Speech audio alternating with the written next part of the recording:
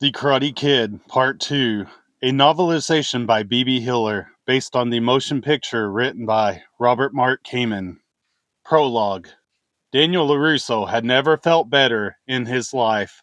Sure, his knee hurt. He could barely put any weight on it, but it would heal in time. His rib hurt too, but that would get better as well. Champion. He said the word to himself, then out loud to the institutional gray tiles of the shower room. Champion of the All-Valley Under-18 Karate Tournament. He liked the sound of that, even under the rush of water in the shower. He took the soap and began to wash himself, gingerly, avoiding the bruises he'd acquired on his way to the championship during the tournament. The tournament had been the culmination of months of demanding karate training by his sensei, his teacher and friend, Mr. Miyagi, a man who always had a way of surprising Daniel. It was Mr. Miyagi who had guided him wisely through his training, showing him that in karate, his worst enemy could be himself. Daniel had learned that the best reason to become good at karate was so that he wouldn't have to fight. Fighting was the last answer to every problem. When Daniel had first moved to California from New Jersey, he'd gotten into a fight with Johnny Lawrence over a pretty girl named Allie Mills. That fight had led to another and another until Mr. Miyagi, the handyman in Daniel's shabby apartment complex, had stepped in, saving Daniel's life. Mr. Miyagi began to teach Daniel the lessons about karate that he had learned 50 years earlier from his father in Okinawa, and that Johnny would never learn from his own sensei, a man named Kreese. Kreese had taught Johnny that winning was everything, no matter how or why. Mr. Miyagi had taught Daniel better. Ouch! Daniel said aloud. His wandering thoughts had made him forget his injured knee momentarily, and he'd rubbed it vigorously with the washcloth. That brought his mind back to the tournament. He was still bursting with pride at his success. He could still hear the crowd yelling. He could still feel the excitement. Champion. Hey, Mr. Miyagi, I was thinking. About what, Daniel-san? Mr. Miyagi asked, standing outside the shower, waiting patiently with a towel. That maybe we should have a strategy now. For what? My tournament career. Miyagi already has one. Daniel shelved the soap and turned off the water. Peering around the shower curtain, he reached for the towel. Eagerly, he asked, Yeah, what's our strategy? Early retirement, Mr. Miyagi said in calm certainty, tossing Daniel the towel and leaving him to dry himself and think. 10 minutes later, Daniel and Mr. Miyagi emerged from the locker room to find a group of young fans waiting for Daniel, asking him for autographs. A little embarrassed, Daniel obliged them, handing the large championship trophy to Allie, who had joined them. As Daniel signed his name, one of the referees stepped over to him to congratulate him as well. Very impressive win, son. You showed a lot of poise under pressure. Thank you, Daniel said. People would be talking about that last kick for years. He was cut off by the slam of the door behind him. Kreese came stalking out, pushing his way through the lingering crowd, his face frozen in a scowl. He paused near Daniel and Mr. Miyagi, almost as if to speak, but he only glowered at them in fury. Mr. Miyagi stared back at him evenly. Angrier still, Kreese stormed off to the parking lot. In a way, Daniel understood it. Kreese had staked his whole reputation on the match between Daniel and Johnny. Kreese had even had one of his students try to disable Daniel in a preliminary match so that he wouldn't even be able to compete with Johnny. The stinging in Daniel's knee would remind him for a long time to come just exactly how close Kreese had come to succeeding in that. When Johnny had failed to beat Daniel, Kreese lost too. But Johnny learned something. Kreese hadn't. Daniel shook his head, watching Kreese's back. Why does he act like that? He said to no one in particular. He doesn't know any better, the referee answered. That answer made Kreese sound like a child, a spoiled child, but a dangerous one. He should learn, Daniel said. You want to be the one to teach him? The referee asked. Without expecting an answer, he smiled. Good luck again. Congratulations. Thanks. Ready? Mr. Miyagi asked. Sure, just a second, Daniel answered, signing 2 final autographs. He took the trophy out of Allie's hands, and they followed Mr. Miyagi toward the parking lot. The trio had some celebrating to do. As they rounded the building, though, they were surprised to come upon Kreese talking to Johnny. The two of them stood near Kreese's van. Johnny, with his second place trophy strapped to his dirt bike, had been just about to leave. The other students from Kreese's dojo gaped at the way Kreese was yelling at Johnny. In fact, Kreese held him by the shirt and was snarling with fury. I had him crippled for you, and you still couldn't beat him. It wasn't my fault, Johnny answered. You implying that it was mine? From the side, Mr. Miyagi spoke. Why you no pick on someone your own size? Mind your own business, old man. Who you caught an old man, monkey face? Kreese met the challenge by shoving Johnny aside like a rag doll. The vicious sensei rushed Mr. Miyagi with a lunge, punching at his face. With a sinking heart, Daniel realized there was no referee here. Nobody to keep it clean. Kreese's fist was fast, but not fast enough. Mr. Miyagi calmly sidestepped the punch and it landed on the windshield of the van behind them, creating a spiderweb pattern around Kreese's bruised fist. Enraged, Kreese lunged again. This time, Mr. Miyagi did not sidestep. At the last possible moment, he raised his hand, palm out, and intercepted Kreese's fist. Kreese stopped dead in his tracks. A cold smile seemed to touch the corners of Mr. Miyagi's mouth as he slowly applied pressure to Kreese's fist, forcing him to the ground. Kreese was on his knees, held frozen by Mr. Miyagi's left hand. Daniel was proud of his teacher and of the evident awe Kreese's students showed for Mr. Miyagi. But then, to Daniel's horror, Mr. Miyagi brought back his powerful right hand cocked for action and spoke. It was Mr. Miyagi's voice, but these were not his words. Mercy is for the weak. We do not train to be merciful. A man faces you, he is the enemy. An enemy deserves no mercy. These were the words Daniel and Mr. Miyagi had heard Kreese speak to his students. Daniel looked at Mr. Miyagi in surprise, but the old man's face was a mask of vengeance. No, this could not be Mr. Miyagi. This was not the man who had taught him. No, Daniel could not believe what he was seeing. He glanced at Kreese's students, frightened at the strength of the old man's apparent hatred, sure of the revenge it would serve on their sensei. Then Daniel looked at Kreese, the man of ice, melted by fear. Mr. Miyagi's eyes flashed, his cocked hand sailed through the air, whistling toward Kreese's unprotected head.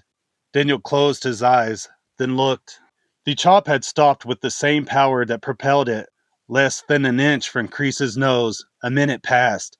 Then Mr. Miyagi's forefinger flicked out and nubbed Kreese's nose in the lowest form of insult. Briefly, Mr. Miyagi looked to Daniel and winked. A feeling of relief rushed through Daniel as he watched him step away from Kreese. Daniel ran to Mr. Miyagi, his friend, his teacher, and embraced him, filled with pride and happiness. With his other arm, he reached for Allie, and together the three friends walked to Mr. Miyagi's pickup truck.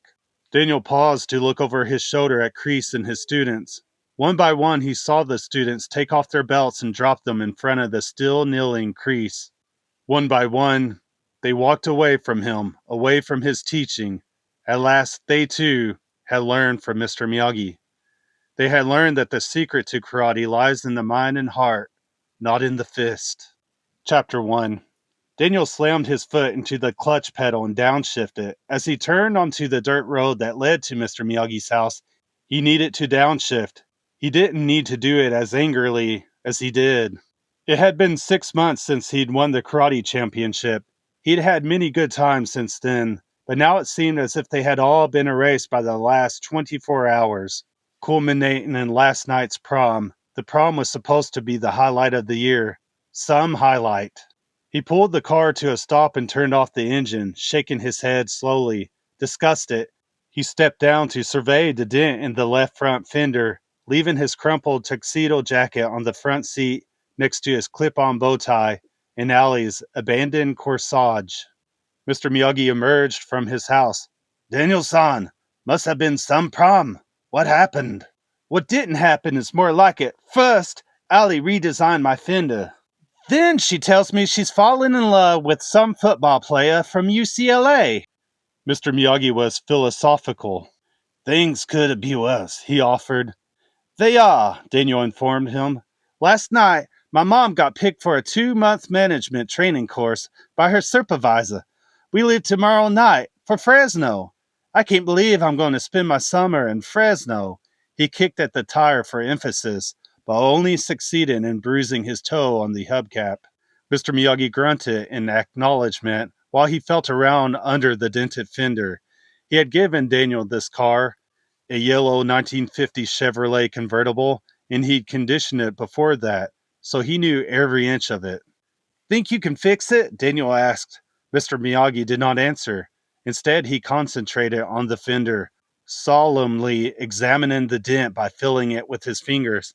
Then, with his left hand pressed upward in the wheel well, he delivered a fast karate chop with the edge of his right hand to the side of the dent. Daniel watched as the metal obediently popped back into place, as good as new. He shook his head in amazement. Mr. Miyagi stood up and took Daniel by the arm, firmly leading him to the rear of the house. Come, he said. Where are we going?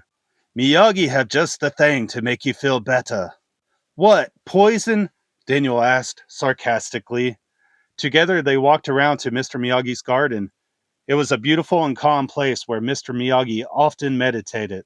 Now, however, it was disordered by construction work. Mr. Miyagi, it appeared, was putting an addition on his house. The framing was up and the siding was ready to go on. The old man picked up a hammer and put it into Daniel's hand. Daniel recalled his earliest lessons in karate. When Mr. Miyagi had wanted Daniel to learn the basic blocking techniques of karate, he had had Daniel practice the movements while doing odd jobs such as washing, painting, and sanding. At first, Daniel had resented all the work he was doing, but as he had come to understand his sensei's methods, he recognized the old man's wisdom. At first, he had been angry. Now he could joke about it.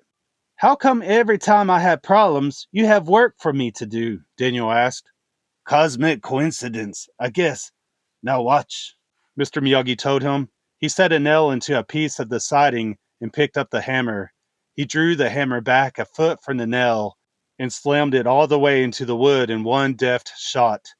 Now you, he invited, handing Daniel the hammer. Daniel was strong, he knew that, but he didn't know if he could hammer a long nail with one stroke. He picked up a nail and set it into the wood with a tap. Remember, concentrate, Mr. Miyagi reminded him. Focus. Daniel struck the nail with the hammer, but his blow was off center, bending the nail with a ping and sending it clattering to the deck.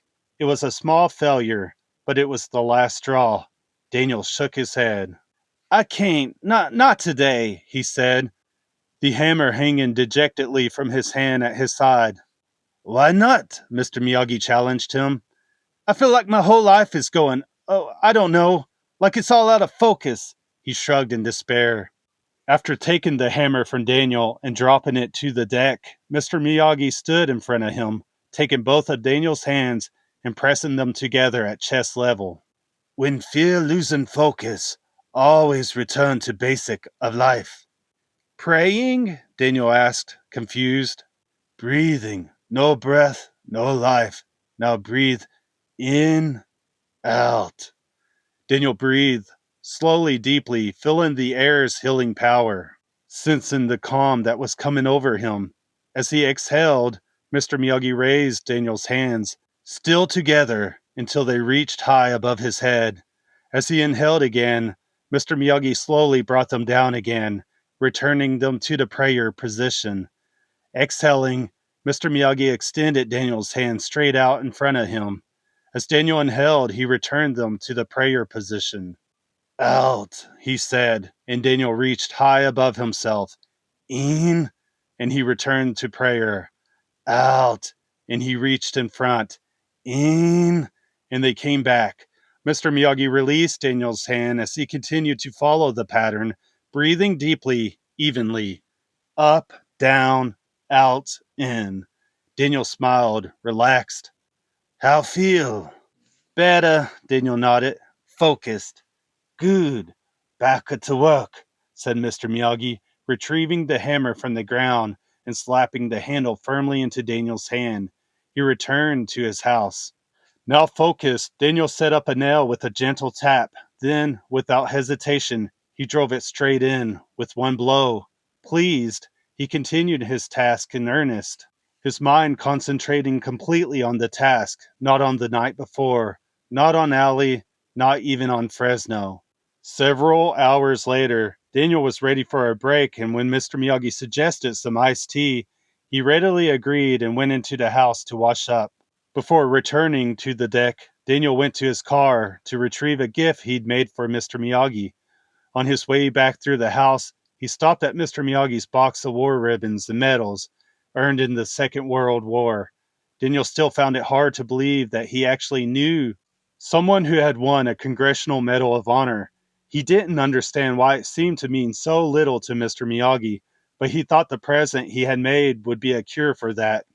Daniel had been working in shop on a frame for the medals. He was very pleased with the way the frame had come out, and now he slipped off the glass and carefully placed the Congressional Medal on the black velvet, surrounding it with colorful battle ribbons. Satisfied, he smoothed the velvet and slid the glass back over the medals, snapping it into place in the frame. "Daniel-san!" Mr. Miyagi called from the deck. "Be right there," Daniel answered quickly, tightening the clasp that held the glass. "How you feel?" Mr. Miyagi called to him, pouring iced tea. "Better," Daniel answered, adjusting the eye hooks on the frame, hoping Mr. Miyagi would stay outside until he'd finished completely. "What am I building out there, anyway?" "Guest room," came the answer. Daniel slipped the picture wire through the loops. "You expecting company?" he asked. "Expecting refugee. Come get tea, now." "Refugee? From where?" Daniel made the last twist in the wire and stood up to go out to the deck. "Fresno," Mr. Miyagi told him. Daniel couldn't believe it. Had he heard that right? Quickly, he stepped out onto the deck, surprised and excited.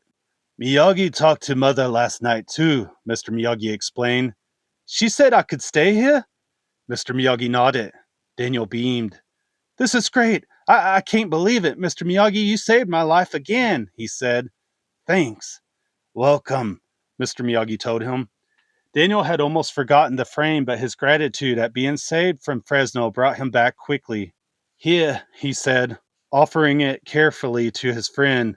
"I did it in shop. It's rosewood. I thought it would be nice to show off the medal and the ribbons." "Why?" Mr. Miyagi asked, genuinely puzzled. Daniel was confused and a little hurt by Mr. Miyagi's response. He'd expected him to be pleased. Daniel stuttered a little. "Well, it says something about you, winning the Medal of Honor." "What do you think it says?" "That you're brave," Daniel answered. "No, Daniel-san. Only these." He tapped his heart. "Says you're brave." "Then what does this say you are?" Daniel asked, tapping the glass over the medal. "Lucky." Mr. Miyagi picked up a board, a hammer, and a nail and began to work on the guest room. But Daniel was still curious. "What did you do to win it?" "Not important anymore," Mr. Miyagi shrugged. "Could you have been killed?" "Hi." Mr. Miyagi nodded, answering in Japanese. "Were you afraid?" "Knees didn't stop shaking for a whole week after," he answered truthfully as he continued with his hammering. "Did you kill a lot of people?" "Unfortunately," Mr. Miyagi nodded. "Why unfortunately? They were the enemy, weren't they?" Mr. Miyagi laid his hammer down and turned to Daniel. He spoke calmly but firmly. "They were also people," he said. Then Daniel began to understand. War was real. Real people fought. Real people died. No wonder Mr. Miyagi didn't want to look at his medal every day.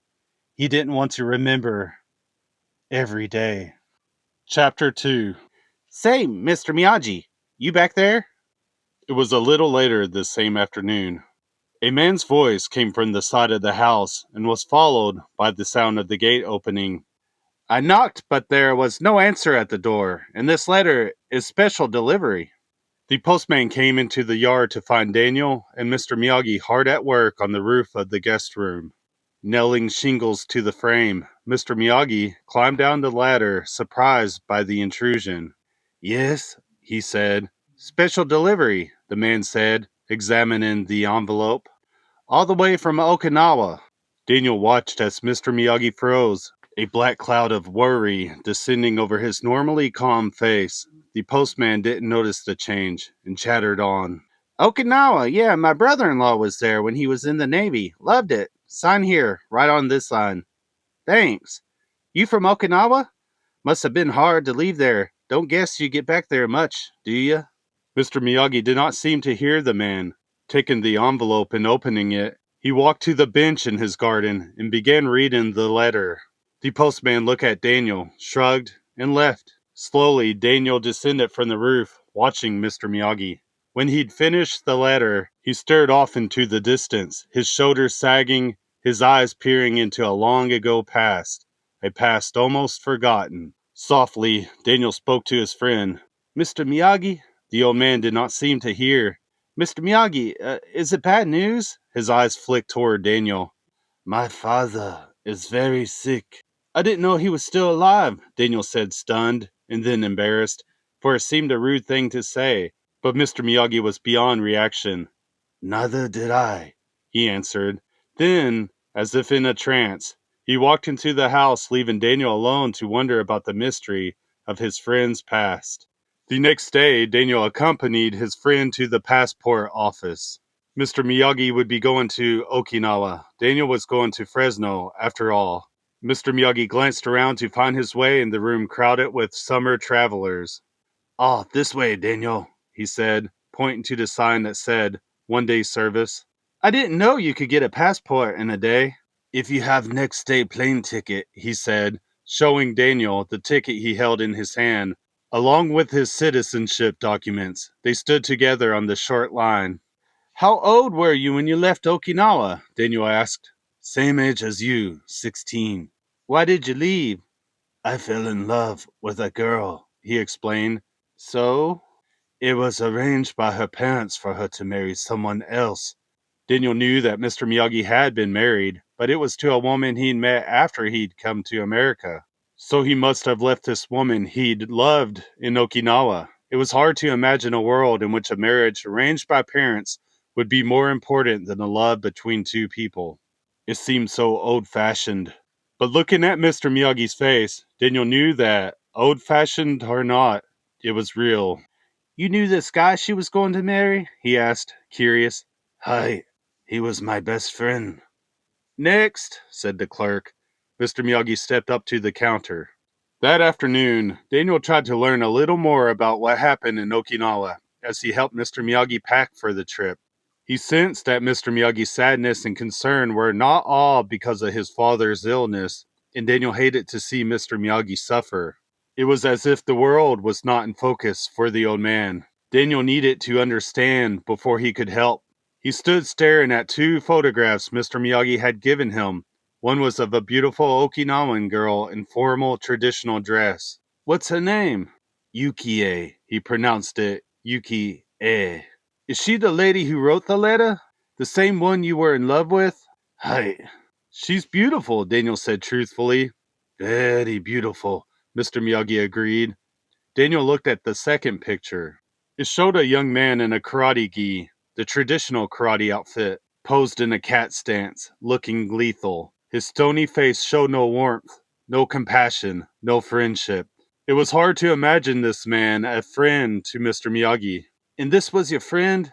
Sato, Mr. Miyagi supplied the name. What did he do when he found out how you felt about Yukie? Challenged Miyagi to a fight. Why? Such a fight sounded odd, almost primitive to Daniel. To save his honor. And you lost? Daniel asked, surprised. But then he looked again at the cold eyes that stared at him from the photograph. Didn't fight. Left Okinawa forever the next day. But you loved her, Daniel protested. Very much. And she loved you? Hi. So how could you leave? Miyagi not believe in fighting, he answered simply. But you two were in love. Never put passion before principle, Daniel-san.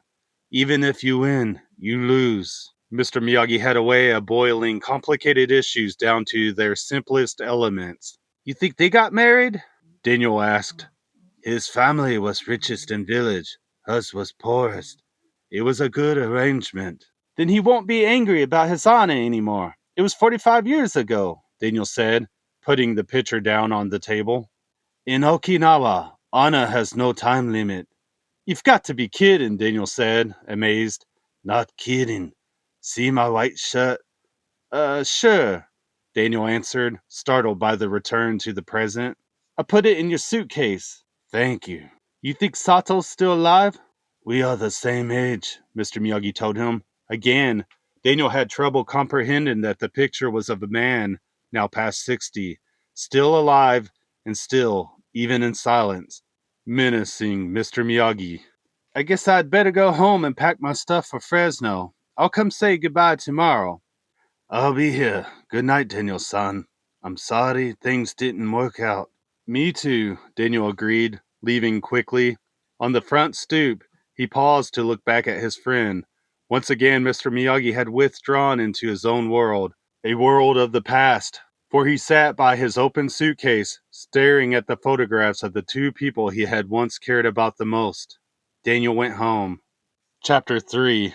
Daniel didn't have a minute to spare. He scurried through the milling crowds in the airport, lugging the suitcase at his side. For a moment he thought he caught a glimpse of Mr. Miyagi, but he wasn't certain. He hadn't called, and he knew Mr. Miyagi would be disappointed that he hadn't visited this morning to say goodbye. Daniel hoped, though, that Mr. Miyagi would agree to his new plan. It had taken a lot of convincing, but his mother had finally agreed. She understood that a real friend wasn't someone who just said goodbye when things got difficult. Mr. Miyagi had been with Daniel when he needed help. Daniel could return the favor now. Gate 29A, Daniel said to himself. How far out can it be? Glancing at a clock, he pushed himself to the limit. Then Daniel saw Mr. Miyagi just going through the door to the accordion-faux jetway that led to the waiting plane. Mr. Miyagi was the last one in line. The man's shoulders were slumped. He looked tired and lonely. Mr. Miyagi, Daniel called to him. The old man turned around, surprised. Daniel-san, what are you doing here? Cheerfully, Daniel waved his ticket at Mr. Miyagi, knowing that Mr. Miyagi might well refuse to let him come along, but hoping that he would agree. I'm coming with you. My mother said it was okay, and I already have a passport, Daniel explained as he neared Mr. Miyagi at the jetway door. Mr. Miyagi raised his eyebrows and looked at Daniel. Expensive ticket, he accused. I have money, Daniel protested.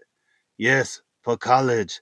So I'll get a part-time job when I get back, and I go to school 6 months later. Mr. Miyagi looked unconvinced.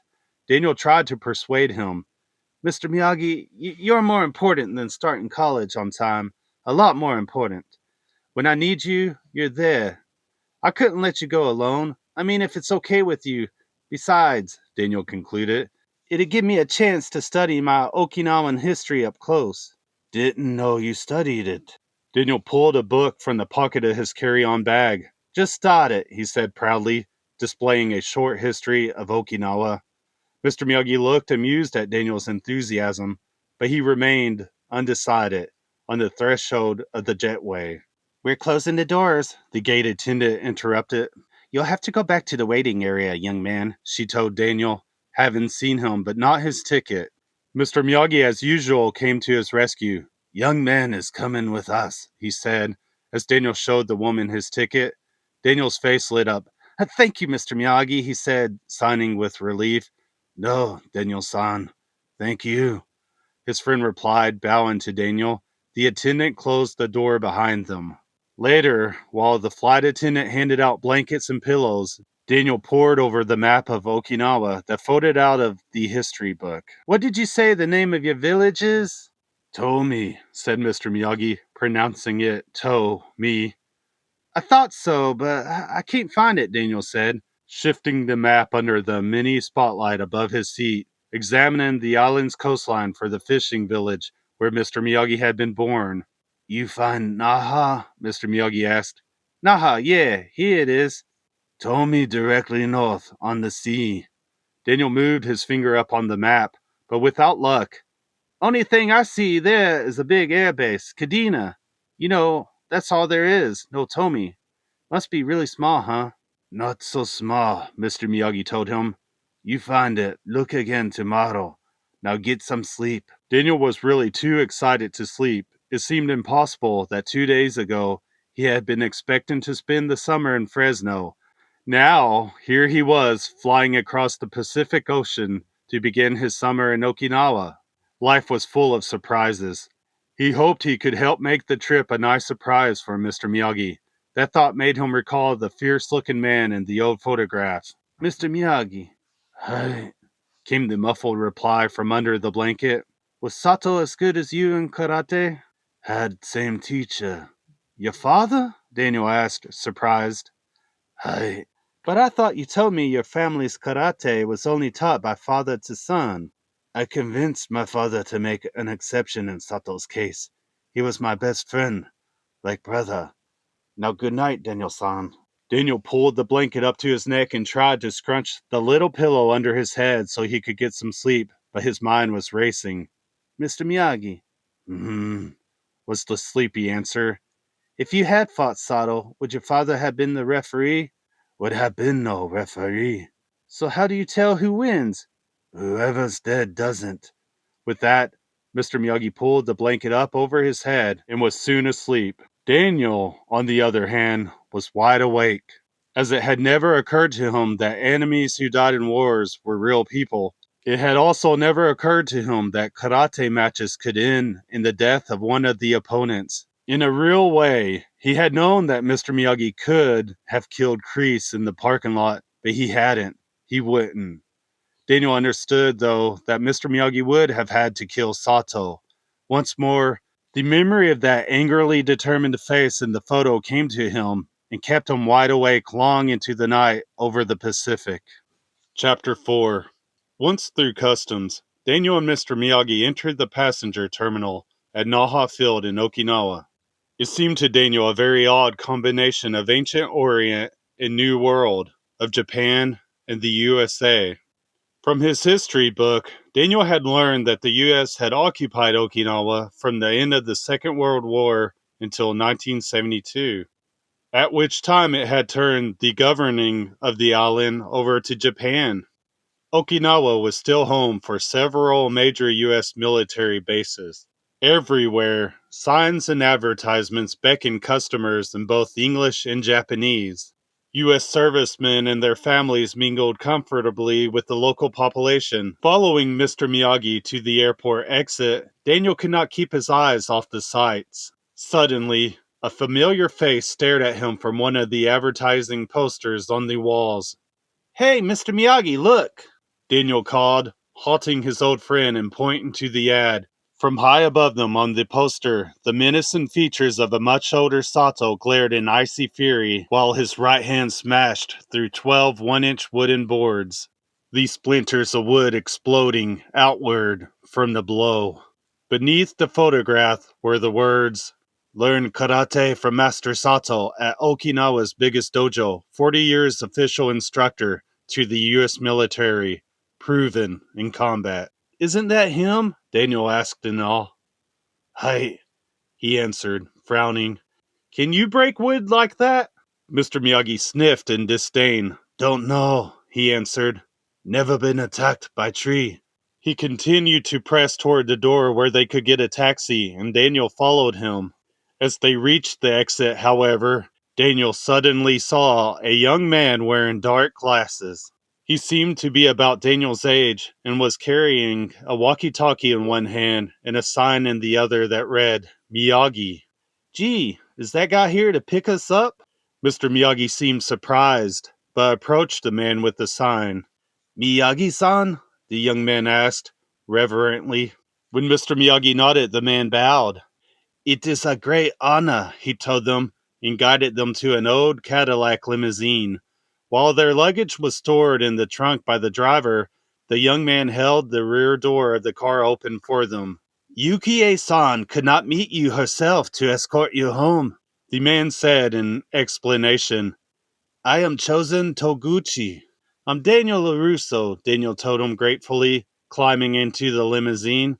"How did anyone know I was coming?" Mr. Miyagi asked, suspiciously. "Okinawa is very small place," Chosen explained. Warily, Mr. Miyagi joined Daniel in the car. The door closed and they pulled away from the curb. Daniel was almost too busy taking in his first real look at Okinawa to notice that Mr. Miyagi was very uneasy. The old man sat erect and stared intently through the glass partition that separated them from Chosen and the driver, oblivious to the muted strains of heavy metal rock that blasted from the car's radio, but keenly alert to impending danger. Daniel's sightseeing was interrupted by Mr. Miyagi's vigorous tapping on the partition. The driver slid the glass open and leaned his head back to hear Mr. Miyagi over the blare of the radio. "Isn't the village that way?" he asked, indicating a road to the left. "Some things have changed since you left, Miyagi-san," the driver offered and answered. "And some things have not," Chosen added, ominously. The glass partition slid shut and the car drove on. Suddenly, the car made a sharp turn toward a large airplane hangar. The hangar doors opened, and the limo slid into the darkened building, drawn to a stop in the single circle of light. The hangar doors shut behind them. The driver and Chosen quickly got out of the car and pulled open the doors for Daniel and Mr. Miyagi. "Out!" Chosen commanded. His thin layer of politeness was gone. Perplexed, Daniel and Mr. Miyagi obeyed, and then watched as a third young man appeared from the darkness. He opened the trunk and removed their luggage. "What is this?" Daniel asked angrily. "Quiet!" was all the answer Chosen gave Daniel as he faced into the dark shadows of the cavernous hangar. "Uncle," he called, his voice echoing through the building. A few seconds later, measured footsteps responded from the darkness. Frozen in fear, Daniel watched as the outline of a figure emerged, striding imperiously, halting at the edge of the light. "Sato-san," Mr. Miyagi said. "So, coward, you have returned," Sato accused, "to settle affairs with my father." "And with me," he pronounced. Mr. Miyagi sighed in resignation. "I will not fight." "Then you will die as you have lived, a coward. See your father, then you see me." The finality of the words echoed into the empty hangar. With that, Chosen opened the rear door of the car for Sato, who disappeared behind the mask of its darkened windows. Chosen began to shut the door, then paused, reaching down into the car and emerging with Daniel's book about Okinawa in his hand. He gave Daniel a look of disgust and threw the book at his feet in challenge. Chosen closed Sato's door and then joined his companions in the front seat. Dramatically, the limousine squealed out through the rear door of the hangar, leaving Daniel and Mr. Miyagi and their luggage stranded in the island of light. "Come, Daniel-san," Mr. Miyagi told him, reaching for his suitcase. "We get taxi now." Chapter 5. The uneven ride became bumpy. The bumpy ride became jarring. The taxi met the next pothole with bone-rattling impact and then slid to a stop in the mud next to a construction site. Daniel and Mr. Miyagi waited in the back seat of the cab while a young American soldier navigated around the trench where jackhammers tore at the old roadway and leaned into the taxi window. "Where you going, buddy?" The cab driver began talking in a confusion of Japanese, apparently speaking no English. Mr. Miyagi answered for him. "Tomi Village," he told the soldier. The soldier frowned and shook his head, bewildered. "Never heard of it. This is Kadena Air Base. Hey, Sarge!" he called to another soldier. "Ever hear of Tomi Village?" "We're standing on it," explained the sergeant. "Take that road," he said, pointing to the right. The driver put the car into reverse and backed out of the construction site, rocking his passengers as he maneuvered among the potholes once again. Finally, he swung the vehicle onto the road the sergeant had indicated. It led down the side of the mountain in a series of S-curves to the village of Tomi, or what was left of it after the building of Kadena Air Base. Mr. Miyagi was silent for the remainder of the trip. Daniel thought he was probably trying to see the village as he had known it 45 years earlier, so he left his friend to his recollections. What Daniel saw was another example of the joining of old and new in Okinawa. Tomi was a small village on the edge of the sea. The houses were crowded together on the hillside. The buildings were small, with no apparent signs of prosperity. Few cars, Few TV antennas, no swimming pools or even pleasure boats in the beautiful natural harbor below. The people who walked down the spotlessly clean street stared at the taxi.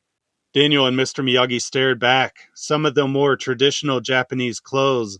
Others wore more familiar blue jeans and sweatshirts or GI garb that must have come from the airbase. A small shop displayed Japanese groceries in the window, but over the door was a too familiar sign that said, in English, "Drink Coca-Cola."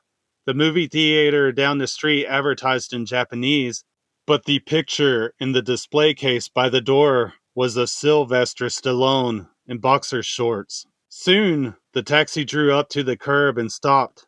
They were before a one-story building.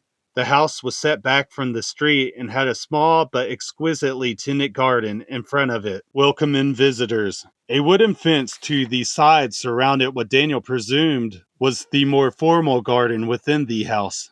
Daniel removed the luggage from the trunk while Mr. Miyagi paid for the taxi. Then, as Daniel watched, Mr. Miyagi approached the door uncertainly, obviously both anxious and excited. He reached for the doorknob and hesitated. Then, instead, he knocked on the door of his old home as if he were a stranger. Almost immediately, the door was opened. Daniel could hardly believe what he saw, for he could have sworn it was the 16-year-old girl in the picture Mr. Miyagi had shown him of Yukie. But she would be almost 60 years old now. Whoever it was, she was beautiful, and Daniel was stunned. "Miyagi-san," the girl said excitedly. "Auntie Yukie said you would come." "Where is she?" he asked. "Nursing your father," the young woman answered, indicating a room behind her. Quickly, Mr. Miyagi entered the house and went to the rear. Daniel followed him, carrying their luggage. As he passed the girl, their eyes met and she smiled at him. She was even more beautiful when she smiled. "My name's Daniel," he told her. "I am Kumiko," she said, and then rushed ahead to open the door for Mr. Miyagi so he could see his father. There in the room, Daniel saw an older woman with gray hair. He recognized her as the Yukie of Mr. Miyagi's picture, for the beauty of her youth was still visible 45 years later. At first, she was unaware of their presence, caught up in tending to the old man who lay on a Japanese bed, breathing unevenly. "Auntie Yukie," Kumiko spoke quietly. The woman looked up, caught by surprise to see Mr. Miyagi. Her face revealed nothing, but her body shivered involuntarily in recognition. Silently, Mr. Miyagi entered the room and knelt by his father, opposite Yukie. He looked at the old man's face, examining it, almost as he had been examining the village, looking for the familiar, looking through nearly half a century past. "He is asleep," Yukie told him. Mr. Miyagi nodded and continued his watch. Finally, he looked up at Yukie. "How did you know where to find me?" he asked. "Have known for years," she told him. "Then why did you not write sooner?" "Out of respect."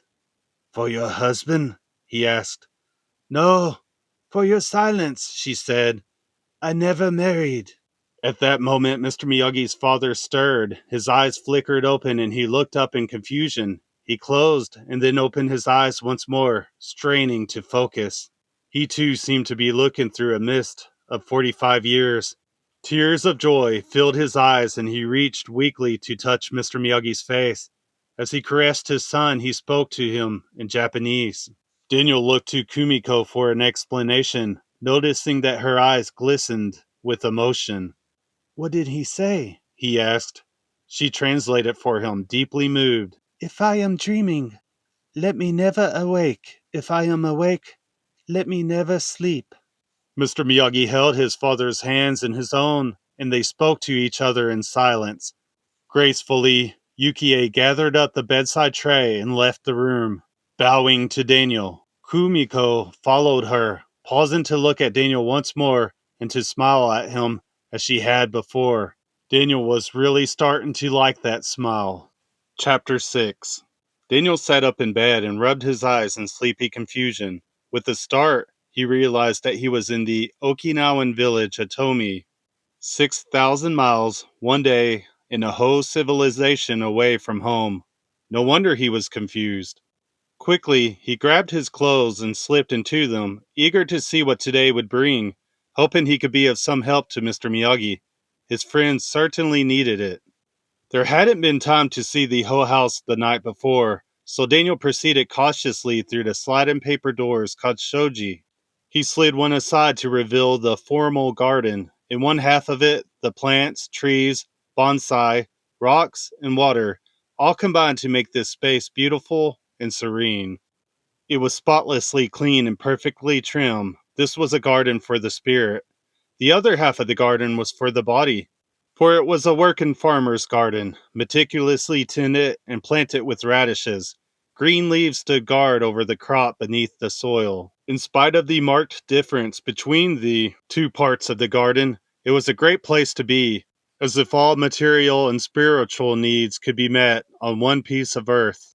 Looking at the family garden made Daniel think of Mr. Miyagi. Hesitantly, he called for him. Mr. Miyagi? There was no answer. Daniel's eyes was caught by a slightly open shoji door in another building on the property. He walked over and opened it. For the second time that morning, he was surprised by what he saw, for this was the Miyagi family dojo, their karate gym. Daniel removed his shoes, entered, and looked around, soaking in the sight. It was a single room, perhaps 30 feet square. The floor was covered by an enormous tatami mat woven of rice straw, meant to soften the fall of combatants who might unwillingly land on it. The walls of the dojo were lined with photographs and paintings. Daniel realized that these pictures must be of 400 years of karate practicing Miyagi's, and he found it humbling to be in this shrine to karate. Above all the others was a painting of one man in formal garb that appeared to be very ancient. Though, as Daniel knew, traditions lived long on this island. The man's round face and small mouth looked so much like Mr. Miyagi that Daniel almost had to laugh at the thought of his friend got up in the antique outfit. Daniel's attention was next drawn to a hanging sack of rice near one wall. He recognized that this must be a tool of learning. Much like the boxer's punching bag, he pummeled the rice bag hesitantly and was immediately sorry because it was very heavy and very hard. Rubbing his hand, he turned again, this time to examine the display of Okinawan weapons shelved on the far wall of the dojo. He'd never seen anything like this collection except in a museum, for there were several long sticks, knotted ropes, spears, and cloth body protectors. Then, at the end of the case, was a strange drum-like object that certainly didn't seem to belong with the collection of weapons. It had a round frame, perhaps 4 inches in diameter, over which was stretched the drum skin. A straight handle extended from the frame in lollipop fashion. Attached to the frame, at the sides, 2 wooden balls hung from short thongs like limp arms. As Daniel picked it up by the handle, the balls began banging against the skin. Startled by the noise, he silenced the drum, holding the wooden balls. "So how you like Miyagi Family Dojo?" Mr. Miyagi asked, standing at the door. "It's great," Daniel answered with enthusiasm. "Who are all these people?" He indicated the pictures on the wall. "Miyagi's, 400 years worth." "Who is he?" Daniel asked, pointing to the largest painting, the one of the man who looked like Mr. Miyagi. "Miyagi Shinpo Sensei," the old man told him, bowing respectfully at the picture. "First Miyagi to bring karate to Okinawa." "He's the one who went to China?" Daniel asked, remembering that Mr. Miyagi had once told him that his family had brought the art from China to Okinawa. "Hi, in 1625. Daniel was struck by the enormity of such a trip 360 years ago. "How did he get there? By boat?" "By accident," Mr. Miyagi answered, then added, "Like all Miyagi, he was a fisherman. Shinpo Sensei loved fishing, loved sake, Japanese wine. One day strong sake, strong as sun, strong a wind and no fish. Shinpo Sensei fell asleep off coast to Okinawa. Woke off coast of China. 10 years later he comes back with Chinese wife, 2 kids." He paused. "In secret of Miyagi family karate." He tapped the drum in Daniel's hand. This is the secret of your karate? Daniel asked skeptically, looking at the drum once more. Hi. Mr. Miyagi took the drum from Daniel and began to twirl it deftly. As soon as the motion began, the wooden balls came to life, whacking at the drum skin, producing a loud rat-tat-tatting. It was quite unlike the tentative thumping Daniel had been able to produce from the drum. It was a pleasing sound in its own noisy way, but it certainly didn't look like karate to Daniel. I don't get it. Mr. Miyagi handed the drum to him, nodding with certainty. Practice. You will understand. Come, time for work. Together they left the dojo and walked out through the garden to the street, passing the doorway where Yukie tended to Mr. Miyagi's father. Daniel looked with wonder at the town, which stood on a hillside leading down to the sea. They could hear traditional Japanese music wafting on the air. Daniel could almost believe he'd traveled back nearly 400 years to Miyagi Shinpo Sensei's time in Tomi. Daniel could picture him in his mind's eye setting out one fine morning in his fishing boat, but then Daniel realized there were no fishing boats in the little harbor at the foot of the hill. Where are all the fishing boats? He asked. Out at sea already? Sold. Sold? How do you know that? Yukie told me. After the war, someone brought in big commercial fishing boats. In 2 years, fish were all gone. Waters fished out. Who did it? Daniel asked him.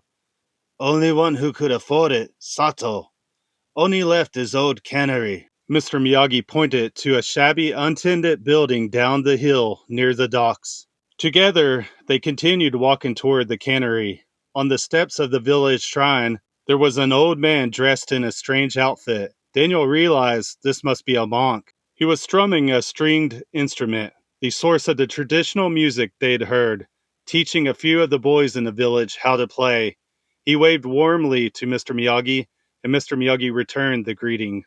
The day I left, he was in the same place, doing the same thing, he told Daniel. Daniel smiled in response, and then returned to the earlier subject. Must have been tough times with the fish gone. Many people moved to the city for work. Father and others invented a new economy, he said, pointing to the gardens and vegetables being boxed for market at one of the buildings. Saved what was left of the village, he said with pride. So everyone owns his own little business. Sato owns, Mr. Miyagi corrected him. Village rents.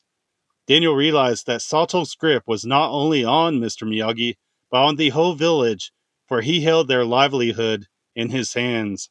The two friends walked in front of a school and saw that Kumiko was teaching a group of young girls to dance. She smiled at Daniel and he waved to her. The girls began giggling at their teacher and whispering among themselves. In mock severity, Kumiko called them to attention as Daniel and Mr. Miyagi continued down the road. They practice for Oban Festival. In honor of the dead, Daniel supplied. Very good, said Mr. Miyagi, impressed. I read about it. Look at that, a pillbox. Probably left over from the war, Daniel said, pointing to a large metal door leading to a fortified gun emplacement. A World War II bunker. Must be. Crazy Yamaguchi's house used to be there. What do you think they use it for? Daniel asked.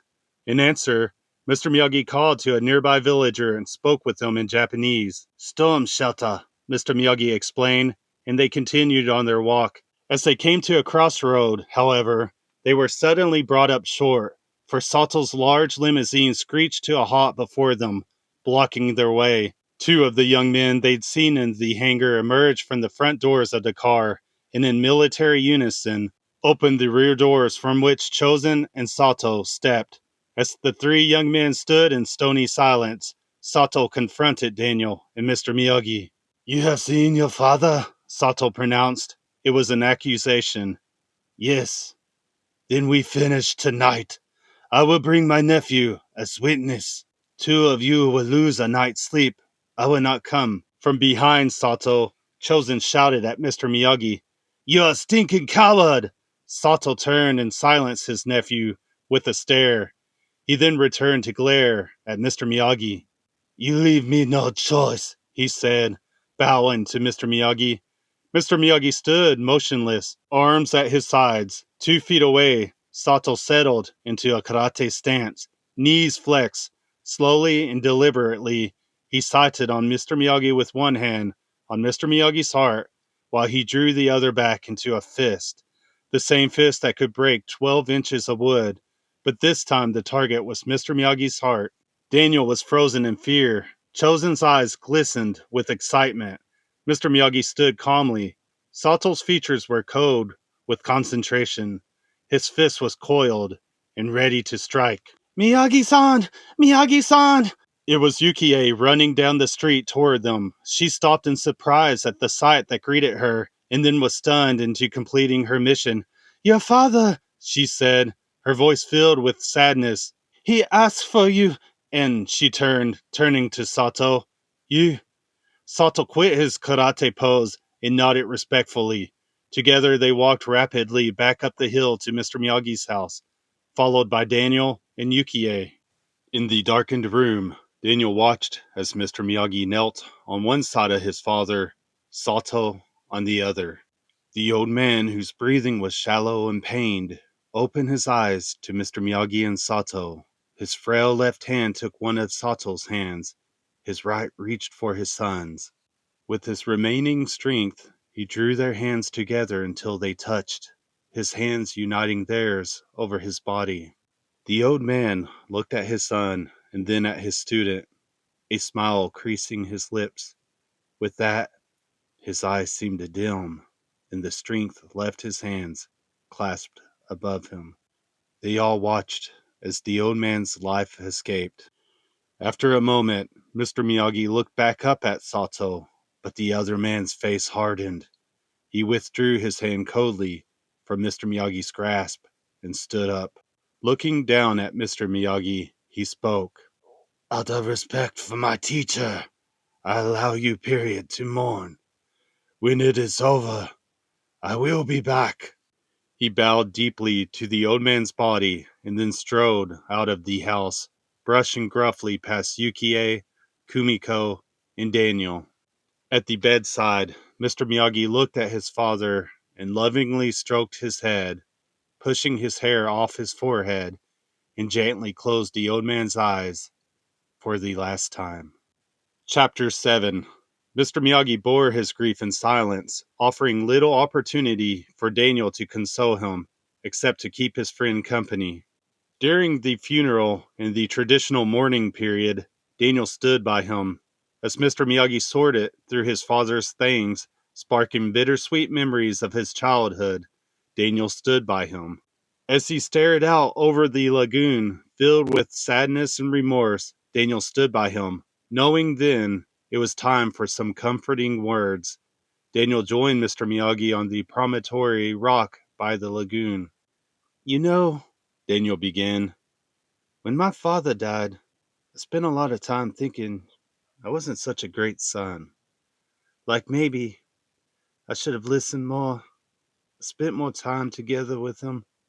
I felt so guilty, you know, like he had done everything for me and I had done nothing for him. And then one day I realized that I had done the greatest thing for him before he died.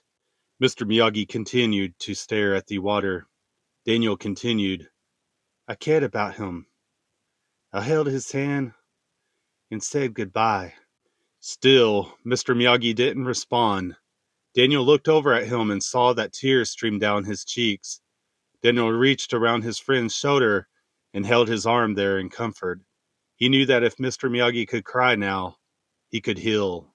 Daniel and Mr. Miyagi faced each other in the Miyagi dojo, while Mr. Miyagi threw punches and kicks at Daniel. Daniel blocked them. The workout felt good to both of them. The unspoken message between them was that it was a real return to normal. Punch, hand up to block, kick, arm out to block, punch, hand down to block. Mr. Miyagi's measured cries of ki punctuated their exercise. Always look, he warned Daniel, correcting his sideways block. Focus, at last minute, he said, and then bowed to Daniel. The lesson was over. Mr. Miyagi turned to the collection of pictures and began to hang up a final one, the picture of his own father, in the last available space. Daniel walked over to the weapon case and began to play with the drum. Mr. Miyagi, I don't understand something, he said, puzzled. What's that, Daniel-san? He answered, adjusting the picture on the hook. If Sato hates you so much, why he give you time to mourn? Because my father was his teacher. In his heart, Sato-san still knows right from wrong. But he still wants to kill you. Sometimes what the heart knows, the head forgets, he said in explanation. But he's looking to go over to war. Don't stop war by participating in one, Daniel-san. But if he had thrown that punch at you by the car, what would you have done? Blocked. You think you could have? Daniel asked, dubious. Even you could. I'm not that strong. Not a matter of who's strong, Mr. Miyagi told him, tapping his bicep. Matter of who's smarter, he said, tapping Daniel's head. Smarter? Daniel didn't understand. Come, I will demonstrate, he said, turning to leave the dojo. Eager and curious, Daniel followed him. A few minutes later, they stood by the deserted, ramshackle cannery. Above the door, there was a sign in English and Japanese that read, Sato Cannery. The ruin of what had once been the principal business in the town seemed to Daniel like an ever-present reminder of Sato's disdain for the people of Tomi. From my first karate lesson, Father always said best block is no block, Mr. Miyagi told him. I don't get it. That's what I said until I worked here. First job, he said, recalling the past. Quickly, they went through the broken door, past the abandoned rows of work tables where once much of Tomi had been employed, canning the catch the rest of the town brought from the sea. They left the main room and walked to the outdoor docking area where the fish had been unloaded from the boats. A vicious-looking hook with 3 prongs, attached to a chain and a pulley, still held rotting fish nets. Mr. Miyagi reached for the chain, put it in Daniel's hand, and then began climbing up a small ladder. The fish went from the boat into the net, then across here, he said, indicating where he was walking, a distance of 10 yards from where the boat would have been. He then climbed a smaller ladder to a platform in front of a large wooden chute, blocked now by 2 wooden guardrails. To here, he said, pointing to the chute and maintaining a delicate balance on the precarious ledge, where someone must have had to stand to open the nets and release the fish into the chute. Daniel stood by the hook, looking at its deadly prongs, undulled by the years, in spite of their coating of rust. One day, Miyagi's mind was somewhere else when the fish came across. Now push, Daniel, he ordered. Daniel pulled the chain, sending the hook, nets and all, down the track toward the chute. At the last possible instant, Mr. Miyagi sidestepped, moving from the opening of the chute. With a sickening crunch, the hooks pierced the wooden guardrails as if they were paper, dumping the rotting nets onto the chute. The damage was exactly where Mr. Miyagi had stood 1 split second earlier. Now you understand? Mr. Miyagi asked. Daniel nodded. He could easily picture that the best way to block a punch was not to be there when the punch landed. Yeah, he said. Now I understand. Good. Come, Mr. Miyagi said, turning to go. Can I try first? Daniel asked. Mr. Miyagi paused in thought, and then his eyes lit on some big cork fishing floats on the floor by the dock, and he nodded. Release the hook, Mr. Miyagi said. Quickly, Daniel climbed up by the chute and untangled the hook from the splinters in the nets and sent it careening back down the track to Mr. Miyagi, who blunted it with the cork, leaving it dangerous, but not deadly. Daniel stood poised for action. When I say move, move, Mr. Miyagi instructed him. With amazing speed, the corked hook came flying at Daniel, on target with his stomach. Daniel stood frozen, waiting for the word from his teacher. Move! The cry came, but Daniel wasn't fast enough. The heavy hook rammed into his stomach, doubling him over in pain. Okay, Daniel-san? Weakly, and with a grimace, Daniel answered him. Yeah, he said, swinging the chain back to Mr. Miyagi. Once again, he took his position. Okay, I'm ready, Mr. Miyagi. Blast off. Mr. Miyagi hesitated, but then swung the chain to send the hook toward Daniel. At the last second, Mr. Miyagi cried, Move! Daniel moved faster this time, but still it wasn't enough. The hook hit him in the shoulder and sent him sprawling off the platform. Just before he tumbled all the way to the floor of the docking area, Daniel grabbed the edge of the platform. For a moment he dangled in space, then slowly he pulled himself up and swung the chain back to Mr. Miyagi. Maybe we try again tomorrow, the old man suggested. Daniel's answer was to stand tall in determination. Ready, he told Mr. Miyagi.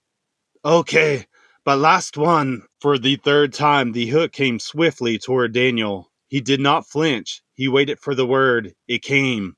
Move! Smoothly, he moved to the side in time to watch the corked hook bounce harmlessly against the opening of the chute.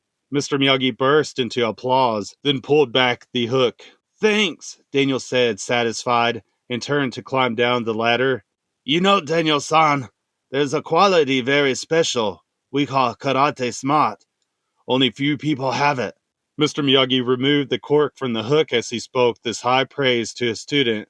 I think you are one of those people, he said, releasing the hook. Suddenly, there was the sound of the hook careening toward the chute. Daniel sprang back up to the platform and stood in ready stance. Just as the deadly hooks reached the edge of the platform, Daniel slipped to the side. There was the loud sound of cloth ripping the instant before the hook hit the wooden guardrail. When Daniel turned around, he held his hand across his stomach. As Mr. Miyagi watched in sick anticipation, Daniel moved his hand from his stomach to reveal a shredded gash across his ruined shirt and his stomach unscathed beneath. He smiled triumphantly and waited for his praise. Daniel-san. Yes, he answered expectantly. I take back what I said. Mr. Miyagi then harumphed in exasperation and left the cannery. Daniel paused for a moment, looking at the piece of his shirt pinioned to the wood by the deadly hook. He ran his finger across his stomach. Involuntarily, he shivered. Daniel caught up with Mr. Miyagi and they walked back toward the house together. On the way, they passed Chosen working with Taro, Sato's driver. They were overseeing the loading of a truck of vegetables. Each of the farmers brought his produce to the scale. Chosen noted the weight and made payment while the produce was put into the truck. On it, there was a sign, in English and Japanese, reading Sato Produce. When they were past the truck, Daniel spoke. Does he own everything? Almost. From behind them, Chosen yelled at them. Hey, coward! Hey, coward! Taro joined in the taunting. Mr. Miyagi acted as if he had not heard, but Daniel turned to answer their charges. However, before he could speak, he thought better of it and checked his anger. When he'd caught up with Mr. Miyagi, he asked, Doesn't that bother you? Mr. Miyagi shrugged. Why should it? He answered. Because other people might believe it's true. A lie becomes truth only if you want to believe it, Daniel-san. He turned to go back to his house. Something had caught Daniel's eye. I'll be back a little later, Mr. Miyagi. See you, he said. Be wise, Daniel-san. You mean use my karate smarts? He asked. Was all the older man answered, leaving Daniel on the street. Chapter 8. What Daniel had seen was the old monk, Ichiro, struggling with a wheelbarrow full of produce, apparently bound for Sato's truck. The front wheel of the barrel slid into a rut on the dirt road, and before Daniel could get there to help him, Ichiro's wheelbarrow toppled sideways, dumping his harvest of carrots onto the ground. Ichiro lost his balance too, and sprawled helplessly next to the carrots. Are you okay? Daniel asked, giving the man a hand to help him stand. Ichiro strained to stand, but didn't answer Daniel's question, because, of course, he couldn't speak English. The hours Daniel had spent with the phrasebook now paid off. Ikaga desu ka? He asked, speaking the Japanese for, how are you? Ichiro's face brightened, and he nodded. Hi, okay. But when he stooped to gather his carrots, he winced in pain. Here, I'll do it, said Daniel in English, having run out of appropriate Japanese phrases, but he made himself clear with his hand signals and began scooping up the carrots and filling the rotted wheelbarrow while Ichiro stood nearby, rubbing his sore hip and chattering cheerfully to Daniel in incomprehensible Japanese. There you are, good as new, Daniel said, picking up the last carrot. Ninjin, right? He asked, hoping he had the right word for carrot. Hi, hi, hi, Ichiro nodded. Then he tapped his own chest.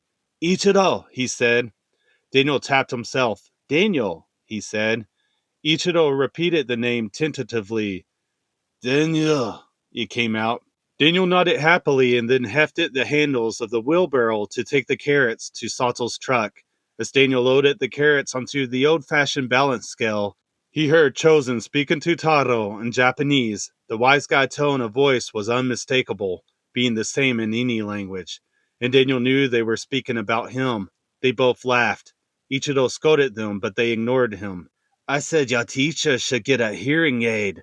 Chosen translated the words for the benefit of Daniel, who ignored them.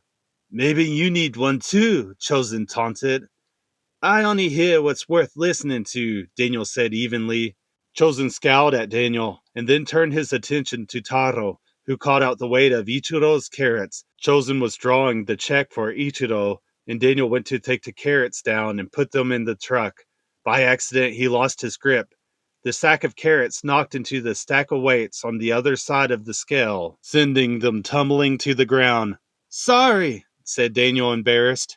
He bent to pick up the weights, although Taro tried very hard to get there first. Daniel grabbed the largest weight in one hand and gathered the two smaller ones in his other. Something seemed odd to him, though. Quickly, Taro grabbed the weights from him and put them back on the scale for the next farmer's vegetable weighing. Come on, Chosen told him sharply. We're working here. The next farmer was ready to put his tomatoes on the scale, but suddenly Daniel understood. Wait a sec, he said, and the farmer put his tomatoes on the ground. Daniel reached for the two small weights and pointed at the larger weight. Onaji? He asked. Ichiro. Same. Hai, onaji mono desu. Yes, they are the same. Daniel took the weights to the scale, putting the larger on one side, the two small ones, supposedly equal to the larger, on the other. Chosen watched him in stony silence. It didn't take long. As soon as the second small weight was placed on the balance, the scale thudded out of balance. The two smaller weights were heavier than the large weight. The weights had been tampered with. The villagers had been cheated, and they knew it. Chosen was besieged by villagers scrambling to pull their own produce out of the truck and demanding that it be reweighed. In disgust, he apologized to each one, trying to pacify them all, but it was doing him little good, and the vicious look he gave Daniel told him that, as far as Chosen was concerned, this episode was not finished. Satisfied that he had done his best for justice, Daniel left Chosen to the mercy of the unhappy villagers. And I still don't understand this skill thing. Chapter 9. Come, Daniel-san! Time for dinner! Mr. Miyagi told him, leading him through the shoji to the dining room. When Daniel stepped through the door, he stopped and stared, for the table, barely 10 inches above the floor and set for two, was laid with the most incredible array of dishes he'd ever seen. Yukie and Kumiko, dressed in traditional kimonos, were kneeling to the side of the table, near the other door in the room that must have led to the kitchen. Daniel tugged at Mr. Miyagi's sleeve. It's only set for two, he whispered. Very observant, Mr. Miyagi responded, entering the room and sitting cross-legged on the floor at the table. Ceremoniously, he bowed to Yukie and Kumiko. They bowed to him in acknowledgement. Daniel followed Mr. Miyagi's lead and took the other seat at the table, bowing to the women who bowed back to him. As soon as they were seated comfortably, Yukie came forward and knelt next to Mr. Miyagi. Gracefully, she picked up one of the dishes on the table and held it for Mr. Miyagi. He picked up his chopsticks and selected a morsel from the plate. He tasted it and nodded politely in satisfaction. Yukie smiled slightly and put the dish in front of him. It reminded Daniel of nothing so much as the ceremony he'd watched in restaurants to open a bottle of wine. Briefly, he wondered what would have happened if Mr. Miyagi hadn't liked the taste he had had, but he decided that Mr. Miyagi would never have been so rude as that. Daniel was brought back from his musings by the realization that Kumiko was now kneeling next to him and holding a dish for his approval. He took the chopsticks in his hand, very carefully grasped a bite of food for himself and tasted it in the same tentative manner Mr. Miyagi had assumed. The morsel tasted a little strange, but it was okay. It was cold and had a slight tangy flavor accompanying the seafood taste. There was an unusual sort of crunch to it, too. He never tasted anything quite like it. Hey, that's good, he said approvingly, skipping the polite nod he'd seen Mr. Miyagi give. It's kind of like a Japanese Caesar salad. What's in it? As soon as he'd asked the question, he was afraid it was a mistake. He was right. Pickled octopus foot, raw sea urchin, and seaweed, Kumiko told him proudly. He stopped chewing. Kumiko dove off reef for the urchins herself, Mr. Miyagi told him. Daniel began chewing, very carefully. You like? Kumiko asked expectantly. He swallowed. Yeah, it's great, Daniel told her, hoping the smile on his face looked more sincere than it felt. She smiled back at him, beaming with pride. With determination born of good manners, he took another mouthful and cast his eyes over the table again, wondering what the other dishes had in them. Mr. Miyagi didn't seem to notice Daniel's dilemma, so Daniel decided to ignore it, too. It helped when he thought about what Kumiko's reaction might be to 2 all-beef patties, special sauce, lettuce, cheese, pickles, onions. After dinner, Kumiko disappeared into the kitchen, and Mr. Miyagi and Yukie walked toward the lagoon together. Daniel thought they must have many things to discuss, and so left them alone. On his own, he fetched the hand drum from the dojo and took it into the garden, where he tried to understand its secret. He twirled it, producing the rat-tat-tatting Mr. Miyagi had shown him. The more he watched it, the more it looked like to him like arms blocking and then striking out at an opponent. He set the drum down on a bench and tried to swing his arms like the wooden balls of the drum. He was not satisfied with the results. The effort reminded him of the time he had tried to teach himself karate out of a book, and it was equally unsuccessful this time. Still, he persisted, improving the movement slightly with each attempt. He found it worked best if he pivoted on his left foot, swinging the right out for a counterweight and momentum, letting centrifugal force lift his arms as it did the balls on the drum. But as a karate move, it seemed to him more graceful than deadly. And on him, Daniel freely admitted it wasn't even graceful. He tried it again, same result. He tried once more. As he swung around, he found himself face to face with Kumiko, now wearing modern clothes, a pair of faded jeans, a turtleneck, and a sweatshirt, decorated with splashes of color. In any language, she was beautiful. Hello, she said. Hi. Daniel regained his balance, hoping he hadn't looked too ridiculous. I'm disturbing you? No, not at all. I was just Hey, thanks for dinner, he said, changing the subject. It was great. You really liked it? Yeah, I did. We were afraid it would be too, what is the word? Too exotic. That's my middle name, Daniel assured her. Excuse, please? Kumiko looked at him confused. It means you like something a lot, understand? Hi. She nodded and then looked at the drum, which was on the bench. What were you doing? She asked. Practicing some moves. Moves? What are moves? You know, like karate? Looks like bond dance, not karate, she told him, confirming his worst suspicions. Yeah, well, I must be doing something wrong.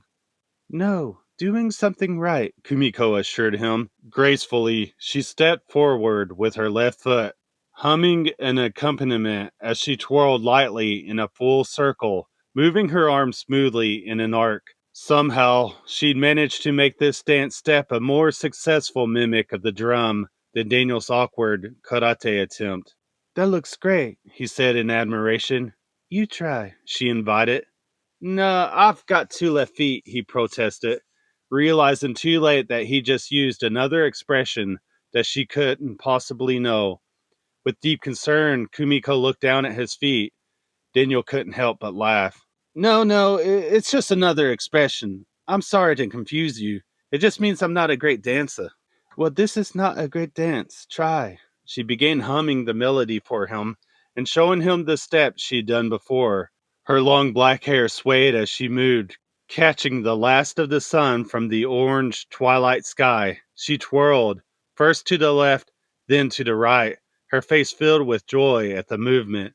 This was a dancer. Daniel was enchanted. She reached for his hand to lead him in the dance. Tentatively, he followed, step forward, foot up, and twirl. Good, she nodded. Now left stride. Step forward, foot up, and twirl. Daniel was getting the hang of it. Now right, she instructed. He followed. And turn. They moved in unison, now truly enjoying the movement and the nearness of Kumiko. He followed her as she led him dancing through the garden that bordered on the street. They didn't notice others on the street until they heard the applause of a group of little girls, Kumiko's students, admiring their dance and giggling at the very idea of Kumiko having a boyfriend. A little embarrassed, Daniel bowed to them graciously. We're a hit, he told Kumiko. Maybe we can take the show on the road. He done it again. Kumiko looked at him. We are on the road, she said, pointing to the street where they stood. There was no explaining that one, so Daniel took her hand and nodded. Right. Let's try it again, okay? Suddenly, the movement was shattered, for there stood Chosen, Taro, and the third young man whose name Daniel had learned was Toshio. Chosen sneered at Daniel as he spoke. You dance very nice. Like a geisha, he teased. Kumiko tugged at Daniel's hand, trying to lead him from the inevitable trouble. Come, Daniel-san, let's go. But Chosen and his henchmen blocked their way. Daniel's face told the trio nothing, but in his heart he wondered if he made the mistake of his life at the vegetable truck with Ichiro. Chosen was looking for a fight. Daniel knew better than to be suckered into it, but he wondered if he could avoid it. His teacher's favorite karate technique, the let go technique, said Chosen. You know, geisha also sing. You like to sing for us too? Listen, I'm not looking for any trouble. Daniel tried to appease him. Well, maybe trouble is looking for you. That's what Daniel was worried about. Kumiko spoke to Chosen harshly in Japanese. He snapped back at her in a very surly tone and then turned to Taro. What's a good American song? Oh, the MacDonald had a farm. E-I-E-I-O, Toshio supplied, laughing at the funny sounds. You know it, Chosen taunted. I'm not going to play your game, Daniel told him, taking Kumiko's hand to leave, but Chosen still blocked their way. It's not a game. Sing or fight, Chosen challenged, shoving Daniel. Kumiko jumped to his defense, once more rebuking Chosen in Japanese. Toshio pulled her out of the way and restrained her. Hey, Daniel protested, going to protect Kumiko. Chosen shoved him again. Sing or fight! He spat out the words. Cut it out, Daniel urged, but Chosen didn't stop. He shoved Daniel once more, and Daniel realized that he'd been pushed to the edge of a steep embankment. There was no more room. Another shove, and he didn't want to think about the consequences. Chosen's icy stare told him he had to decide. Now. He charged at Chosen with a well-aimed punch. Chosen sidestepped, evading the punch, and returned with a sharp kick at Daniel's stomach. Daniel doubled over in pain, retching from the viciousness of Chosen's kick. Kumiko ran over to comfort him, but all Daniel could hear was Chosen's threat. Next time you insult my honor, you are dead. The trio turned and sauntered away. In fury, Kumiko grabbed a tomato that had been abandoned by the roadside and hurled it at Chosen. It splattered on his shoulder, dripping its juices down his back. He turned angrily, but when he saw that Kumiko had thrown it, he merely laughed and walked away. Kumiko turned her attention to Daniel. Are you all right? He stood up slowly, nodding reassuringly to Kumiko. He'd gotten his breath back and was okay, but he was having some trouble understanding Chosen. I don't get it, he said. He cheats people and says I'm insulting his honor? He has no idea what honor is, Kumiko said in disgust. I kind of got that feeling. Since we were children, he has been the same. Well, it can't go on like this. Daniel rubbed his stomach carefully. Maybe I can go talk to him. We can work something out. But Kumiko told him what he'd already knew. He will take it as weakness and hurt you again. What do you suggest I do? Avoid him, she said simply. That sounded a lot like Mr. Miyagi's approach to his problem with Sato. That wasn't working either. Chapter 10. Stop, Daniel-san. Make no sound, Kumiko whispered to him. They were approaching the gate to Mr. Miyagi's house, and there was movement in the light from inside. Daniel stood next to Kumiko in the shadows of the night and looked in as well. He could see that Mr. Miyagi and Yukie were inside, but he knew Kumiko was right.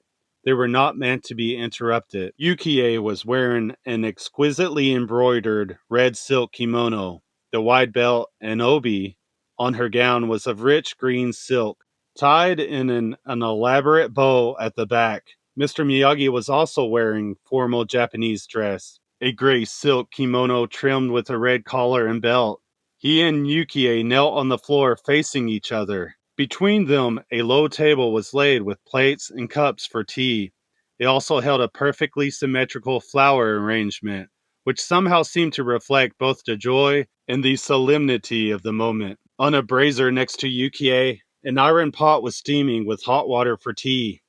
It's the tea ceremony. We call it Cha no Yu, Kumiko explained, obviously enchanted. Daniel watched as the two people indoors enacted the age-old Japanese ritual.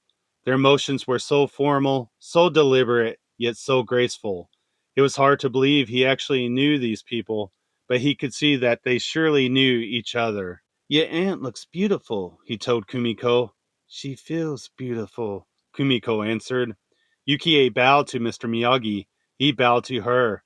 Effortlessly, she picked up the steaming pot and poured the water onto the green tea leaves. From outside the window, Daniel and Kumiko watched her perfect preparations, watched her offer the cup to Mr. Miyagi, watched while they proceeded through the ceremony, their eyes never leaving each other. What does it mean? Daniel asked Kumiko. It means that they are falling in love again. The next morning, Daniel was up at dawn to do his karate workout. Once he had finished his exercises, he showered and dressed and then went into the dojo and set up a rig that would help him practice the drum technique.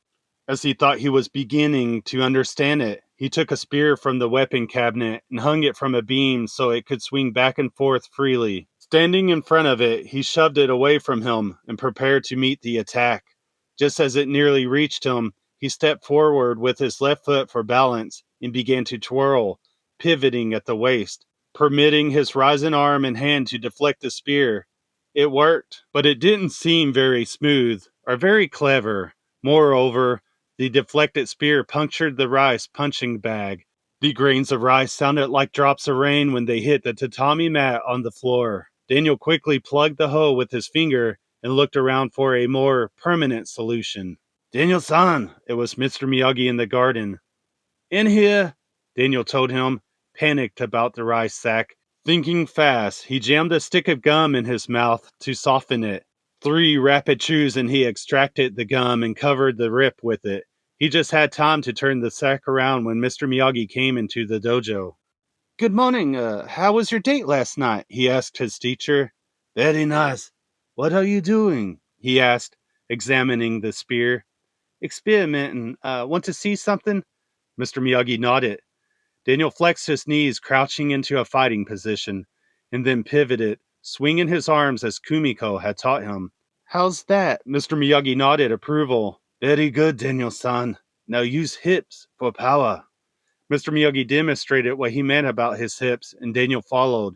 He understood how the movement Mr. Miyagi suggested would add strength to the maneuver. Perhaps he could unravel the secret of the drum with a little help from his friends. He began dismantling the rig he'd made for the spear and replaced the spear on the weapon rack. Kumiko's going to take me on a tour around the island today, if it's okay with you. Fine, Mr. Miyagi agreed. We'll meet in Aha City. I must go there to change house title. I am giving it to Yukie. You still love her, don't you? Daniel asked. Hey, you could do worse. I mean, I don't know her that well, but you can just tell the kind of person she is. Look how long she waited, took care of things for your father, and not to mention that she's a great cook. Daniel was getting caught up in his own enthusiasm. I mean, if you like that kind of food. Daniel-san. Yes? Use hips, not lips.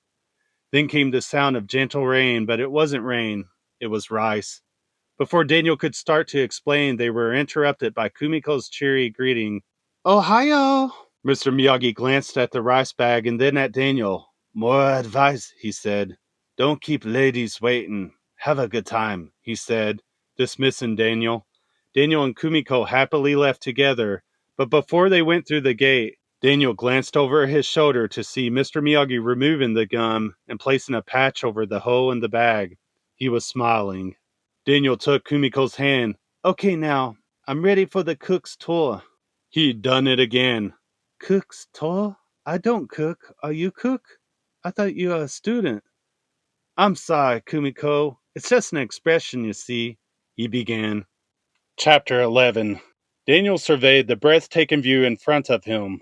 He stood with Kumiko on a hill, overlooking the sea. To their left, on a cliff at the ocean's edge, the ruins of an ancient castle guarded the shore.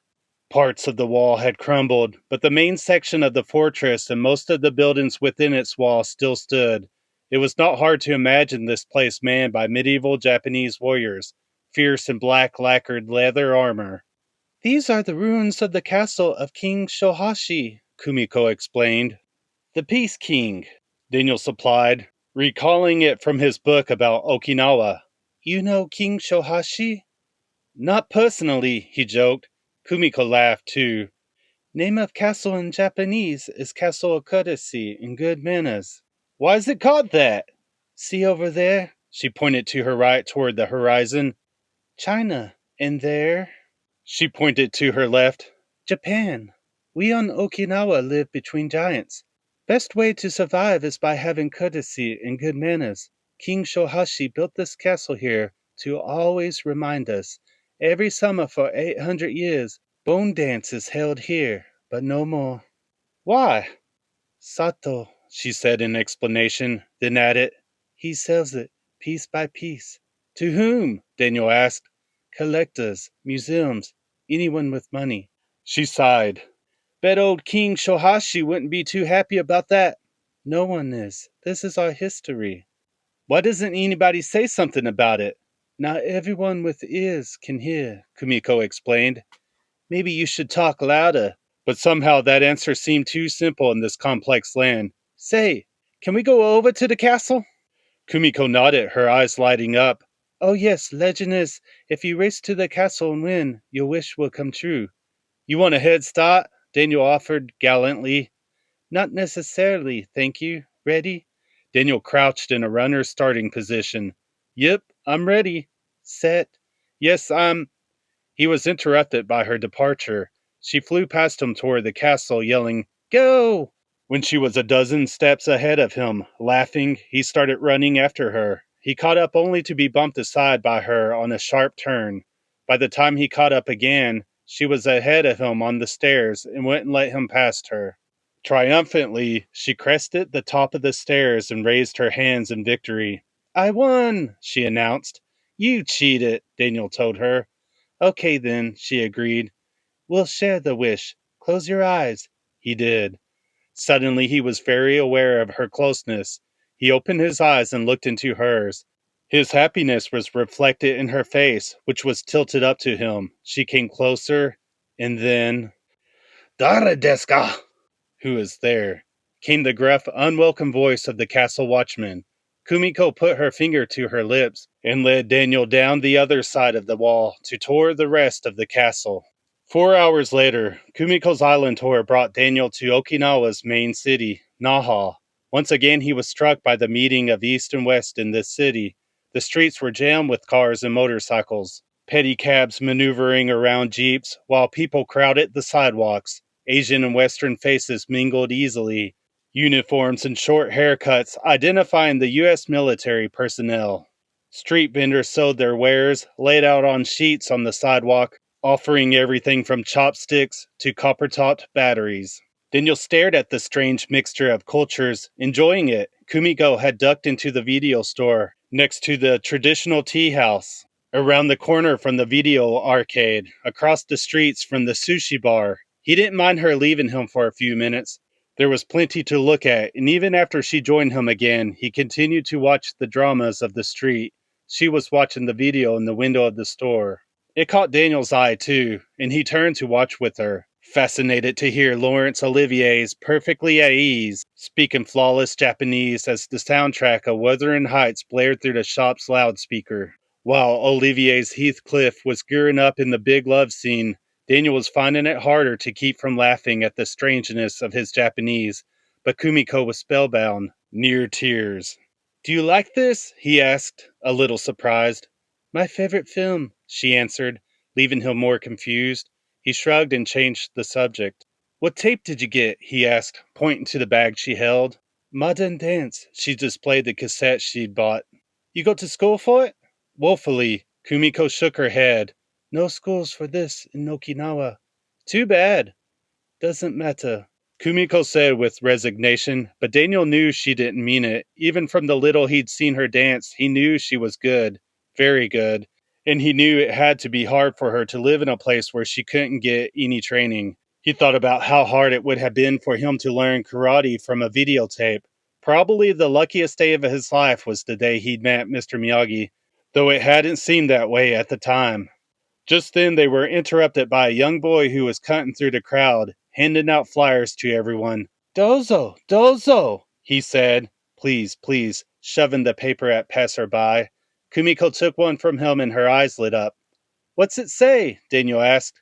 "Rock and roll dancing tomorrow night. Want to go?" "Oh, sure. That'd be fun, I guess," he answered, but something else had caught his attention. He looked across the street at a double storefront plate glass window. In English, the sign read, "World Headquarters, Master Sato, Okinawan Karate." When Kumiko saw the sign, she tugged at Daniel's arm, trying to distract him. "Must meet Miyagi-san and my aunt. I just want to look. Daniel-san, remember what I said," she cautioned him. "It's a public street. There's a lot of people around. Nothing's going to happen." He stepped across the street and stared into the plate glass. Inside he could see about 60 men, all American GIs. They were taking a class. Each in turn was attacking Chosen Artaro. Each in turn was beaten by Chosen Artaro. Daniel shook his head in frank admiration. "Where do Okinawans study?" he asked. "Where they can learn real karate." "What is this?" "We call this business karate." "Having the Americans here really changed things for you people, didn't it?" "And for your people, too." Kumiko shrugged and smiled in answer. She and Daniel found themselves watching a young American soldier and his Okinawan wife, their Okinawan American baby, perched on his father's shoulders, eating an ice cream cone. "Come, Daniel-san. Time to meet Miyagi-san and Aunt Yukie." "Hi," he answered. Chapter 12. Ki-yi! Thonk, crash, arg, ow! Daniel and Kumiko stopped to listen. The anguished cry of pain was followed by applause, mingled with raucous laughter, and then loud chattering. As they stood by the door of a building near the place they were to meet Mr. Miyagi and Yukie, Daniel and Kumiko watched a young American soldier emerge, his swollen hand cradled in a towel. Daniel looked at the building more carefully. It was a bar, complete with video games and pool tables, as well as other diversions, obviously designed to separate the American soldiers from their paychecks. It was the sort of place his mother used to rush him past. Right now, however, it seemed almost irresistible. Ki-yi! Another loud thunk followed by a roar of pain and then laughter. "We're going to be late," Kumiko warned him. "Come on," Daniel said, leading her inside. "Daniel-san, please." He pulled her into the dark and smoky room, lit by the flashing lights from the video games. They walked toward the rear, crossing paths with another American soldier protecting his broken hand in a towel. Finally, they reached the source of the noise. What they found were 4 sawhorses holding a wooden plank. On the plank, 3 one-inch slabs of ice were stacked on top of each other, spaced an inch apart. Shattered ice and pools of water littered the floor and the makeshift table. The crowd chattered wildly, exchanging agreement on bets, watching a muscular American soldier, stripped to the waist, as he rode his shoulder, warming up. His buddies standing by each held wads of cash in their hands. The betting had obviously been active. The American moved in front of the ice slabs and flexed his knees in a classic karate stance. "Quiet, quiet, everybody!" The man took a few measured trial swings and then 4 deep breaths. It didn't look right to Daniel. He's not going to do it, he whispered to Kumiko. But the whisper distracted the man, who glowered at Daniel and then began his ritual again.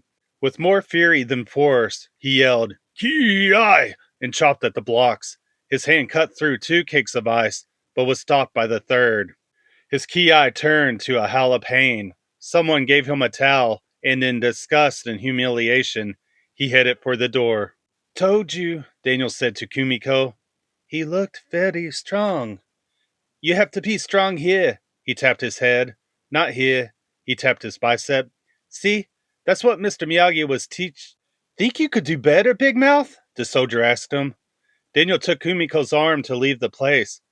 "Couldn't do worse," he said, bragging more than he really felt he ought. He turned to leave, but suddenly he found himself facing Chosen, Toshio, and Taro. Somehow the word had gotten to them that Daniel was here. "Let's see about that," Chosen challenged. Daniel was getting a bad feeling about this. "Maybe some other time," he tried. "There is no other time," Chosen told him. "Listen, whatever problems Mr. Miyagi has with your uncle, it's between them. There don't have to be problems between us," Daniel reasoned. "No, we have our own." Suddenly, Kumiko, her face etched in fear, dropped Daniel's hand and darted through the crowd to the door. Chosen watched her leave and then turned to his henchman. "Taro, you call my uncle. Toshio, you take bets." With a sinking feeling, Daniel realized that what had started out as a lark, a glimpse at a sideshow, was about to turn into a nightmare. He was going to be the main attraction at the sideshow. There was no way out of it. Chosen spoke to a few of the soldiers, and Daniel knew the word was getting around. "Hey, listen here," one of the GIs announced. "We got a real live stateside karate champ." The betting started. "I give 3-1, Chosen announced. The betting was vigorous. "I'm not going to do it," Daniel told Chosen. Chosen smiled at him coldly. "You have a choice. Broken ice, a broken neck. Understand?" One look at Chosen's eyes, and Daniel knew he meant it. "He got to break all 3? One of the soldiers asked. "No," Chosen said. "Just 1. 3-1 says he can't do that." Sato appeared at the edge of the crowd and watched while the fresh ice cakes were stacked. The crowd became more and more excited at the prospect, and the tension built as the noise grew. Daniel barely heard it, though. All he had in his mind were the images of the defeated GIs cradling their injured hands in white towels. Daniel was near panic. "All bets in?" the loud American asked. "Oh!" The voice was forceful. It was familiar. Heads craned to see who the new bettor was. It was Mr. Miyagi. "Boy, am I glad you're here," said Daniel. "Don't worry. Miyagi fixed everything." What sweet words, Daniel thought. But then Mr. Miyagi asked, "What are the odds?" The American answered, 3-1 he doesn't make it through even 1 piece of ice. Mr. Miyagi took out his wallet and removed all the cash from it. $400, he said, glancing at the bills. "He breaks all 3. Chosen blanched. "I cannot cover it," he said. There was a moment of suspended animation in the bar. Then a hand slammed down on the table, covering a stack of money. It was Sato. "You are covered," he told Mr. Miyagi. Daniel couldn't believe this was happening. "Wait a second," he said. He took Mr. Miyagi aside. "Great. Now what do I do?" he asked his teacher. "Focus. It's all our money." "And what are you going to do?" "Pray." Daniel watched in amazement while Mr. Miyagi clasped his hands together in a prayer position and then gave Daniel a knowing look. Then Daniel knew. While the crowd chanted, "Let's go, let's go, let's go," Daniel calmly stepped up to the ice. He looked at his hands and put them together. He inhaled and then exhaled, raising his hands high above his head. Inhale, down again. Exhaling, he reached forward. Inhale, he returned his hands to the prayer position. Calming power of his breath, he could focus. He repeated the exercise and again until every cell in his body was focused on the ice in front of him. Easily, he inhaled a final time, and with the exhale, he swung his right hand down at the ice. Smoothly, his hand sliced through all 3 blocks and came to rest unharmed on the wooden plank. The crowd began yelling in frenzied admiration for Daniel's feat and was screaming at Chosen for their money. He paid out his bets, mouth agape. Calmly, Mr. Miyagi reached for Sato's money and grasped it. Before he could pick it up, however, Chosen's hand slammed down on top of his. We do not honor bets with cowards, he spat out at Mr. Miyagi. Sato glared at his nephew angrily. Do not embarrass me with the same mistake twice, he chastised. Chosen removed his hand from the money. Mr. Miyagi, Daniel, and Kumiko cut through the crowd and exited to the street. When they got to the corner, Mr. Miyagi paused to count his cash. How could you do that to me? Daniel demanded. 200, 250, 300. He paused. You do it to yourself, Daniel-san. 350, 400. I suppose, but you could have helped me a little. I did. Yeah, how? He challenged. Won your college tuition, he said, handing Daniel a roll of cash. Now, come, Miyagi has work to do. Tomorrow is tomato harvest, unless you want to stay in town. Pocketing the money, Daniel glanced over his shoulder. There, at the door to the bar, stood Chosen and his henchmen. Let's go see the tomatoes, Daniel said, and they began walking to the parking lot. How did he know I could do it? Daniel wondered. Did he know I could do it? If he didn't know I could do it, how could he have bet every cent we have? And how could he be so cool about it?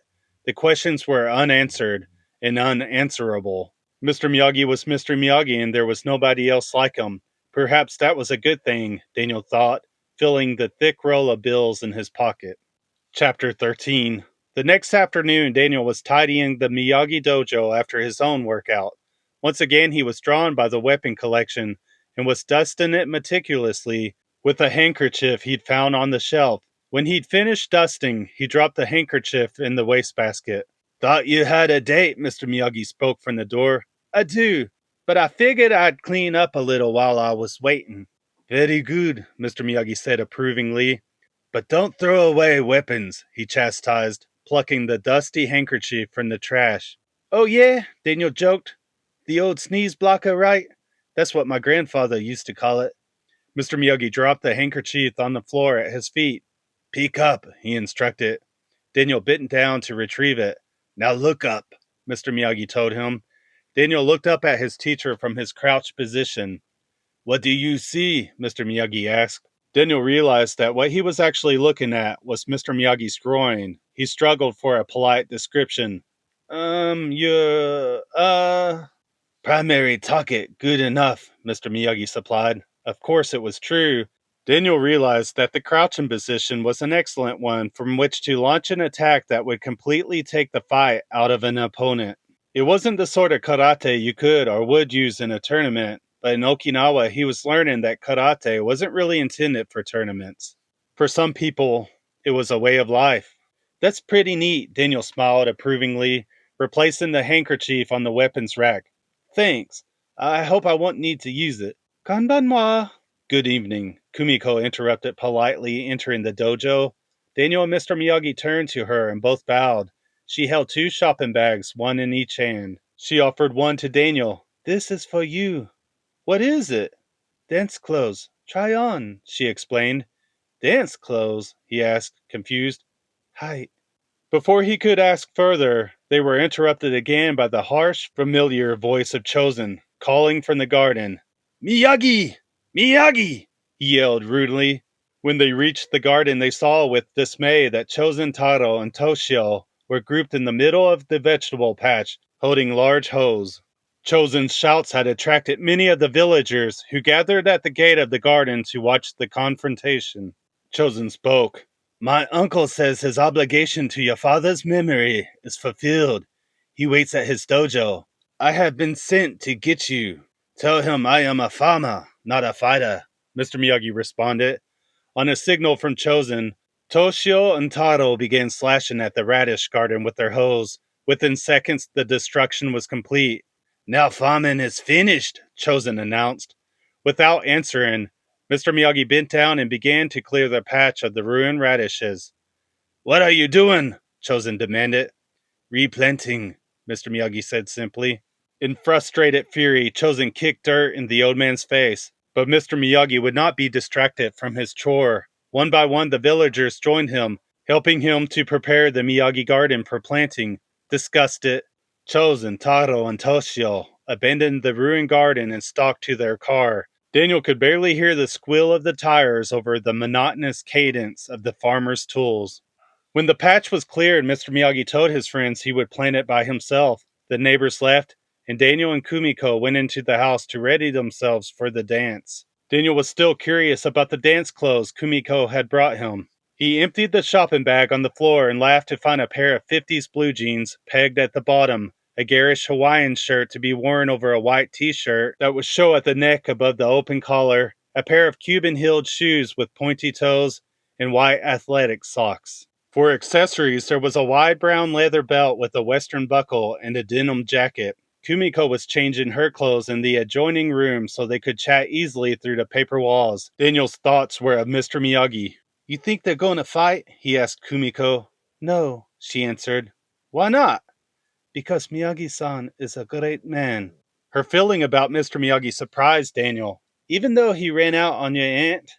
"Didn't run. Chose to go," she explained. "What's the difference?" "Principles." "Don't you think there is something sad about that?" he asked. "Hi, but also very romantic." Her comment reminded Daniel of her tears at the movie Wuthering Heights. Were Mr. Miyagi and Yukie really another Heathcliff and Kathy? "Sounds like the stories where everyone is in love, but no one lives happily ever after," he said. "Exactly like. We call them happy sad stories." "I like happy myself," Daniel told her. "Ah, but life is not like that," she warned. "I like to think that it can be," Daniel said. "Ready," she answered. The door between them slid open. He couldn't help laughing when he saw Kumiko. The small, fragile Okinawan flower was garbed in the outfit of a 1955 rock and roll beauty queen. She was wearing black velvet toreador pants with a halter top that showed a bare midriff. On her feet were a pair of fur-trimmed spike heels, which made her 3 inches taller. Her hair was pulled back into a bobbing ponytail, bangs in front, plastic barrettes on the side. Her eyes lit up when she saw Daniel. She produced a tube of gooey hair cream and applied it to Daniel's head, pompadouring his hair into a 50s hairstyle. "Do you think that we're going to stand out?" he asked, a little uncertain about his costume. "Lucky if we get noticed at all," she replied. "Eat your heart out, James Dean, right, Daniel-san?" "Sure thing, Annette. Why not?" he asked himself. Kumiko was absolutely right. Their costumes were unexceptional in the crowd at the dance. Everyone had found old clothes to wear, most of them a good deal wilder than Daniel and Kumiko's. Once his self-consciousness was gone, Daniel could settle down and just have a good time with Kumiko. In fact, Daniel was finding it very easy to have a good time with Kumiko. "How do you like it?" Kumiko asked, waving her hand to indicate the oddly attired crowd in Golden Odie's music. "Wild," he answered. "Can you dance to this music?" she asked. "I can try," he said, taking her hand and leading her to the dance floor. The amplifiers were blasting out Rock Around the Clock, and Daniel found that he could easily pick up the essential movements of the Lindy Hop. Soon Daniel was relaxed and having a great time. He saw that Kumiko's face glowed with happiness, reflecting his own feelings. When the song ended, they slipped off the dance floor and over to the refreshment table. Daniel fetched 2 sodas and handed one to Kumiko. "Can I ask you something personal?" he asked, as they sank onto the folding chairs. "Yes." "Do you have a boyfriend?" "No." "Do you have a girlfriend?" "I did," he answered, thinking about Allie for the first time since he'd left California. "What happened?" Kumiko asked, sensing Daniel's sadness. "We broke up," he explained. "Why?" "You know, I'm not really sure." "Does that happen a lot in America?" Kumiko asked. "That people break up?" he said, confused. "No, that you don't know why." "I don't know. I don't have that much experience in the field," he answered truthfully, standing up and holding out his hand to invite her to dance. Johnny Mathis was singing Chances Are. "Me neither," she shrugged, joining him on the dance floor. Daniel encircled Kumiko with his arms, dancing slowly with the music, feeling her cheek next to his, her arms around his waist, her feet in step with his. There on the dance floor, they seemed alone. There were no California, no Allie, no Mr. Miyagi, no Sato, no Chosen. They were just Daniel and Kumiko. But not for long. Suddenly, Daniel felt a sharp rap on his shoulder. He turned and found himself facing Chosen, Taro, and Toshio. This trio had developed the bad habit of showing up when things were going smoothly for Daniel. "What do you want from me now?" Daniel demanded. "My money back, for starters," Chosen said with a cold challenge. "I want it fairly," Daniel protested. Before Daniel knew what was happening, Chosen's fist darted out and struck him sharply in the stomach, knocking the wind out of him. Surprised, Daniel doubled over in pain. As quickly as Chosen had doubled him over, he was straightening up by Toshio, while Taro grabbed Kumiko from behind and held his hand over her mouth. Chosen plunged his hand into Daniel's pocket, retrieving the winnings Mr. Miyagi had given him. "That's all my money," Daniel protested, smirking. Chosen peeled 2 bills off the roll and dropped them on the floor at his feet. Automatically, Daniel crouched and picked them up. Then he glanced up at Chosen, realizing with a start that he was staring at what Mr. Miyagi had called a primary target area. In an instant, Daniel attacked. He delivered a single sharp punch to Chosen, and Chosen fell to the floor in agony. While Daniel retrieved his money from Chosen's fist, Kumiko ground her spike heel into Taro's instep and pushed him into Toshio. Daniel grabbed Kumiko's hand and the two of them fled into the night from the disabled trio on the dance floor. As they drove home, Daniel thought about the confrontation. It was the end of another round, and, as with some of the previous ones, it had gone to Daniel, but he knew it wasn't the last round, and he doubted that he would win them all. He had the very uneasy feeling that things were going to get worse before they got better. Chosen was not, after all, a cake of ice that could be broken with a focused blow or would melt to nothing in defeat. Not at all. Daniel was still deep in thought when Kumiko's car drove up to Mr. Miyagi's house. "Don't say anything about what happened, okay?" he asked. Kumiko nodded. Daniel moved over in the front seat. He was just beginning to think that it might be a good idea to kiss Kumiko goodnight when Yukie came up to the car. "Miyagi-san has gone fishing," she told them. "You come stay our house?" It was tempting to go to the protection of Yukie's house, but Daniel knew that his job was to stay with his friend. He suspected Mr. Miyagi would need him, and he should be there.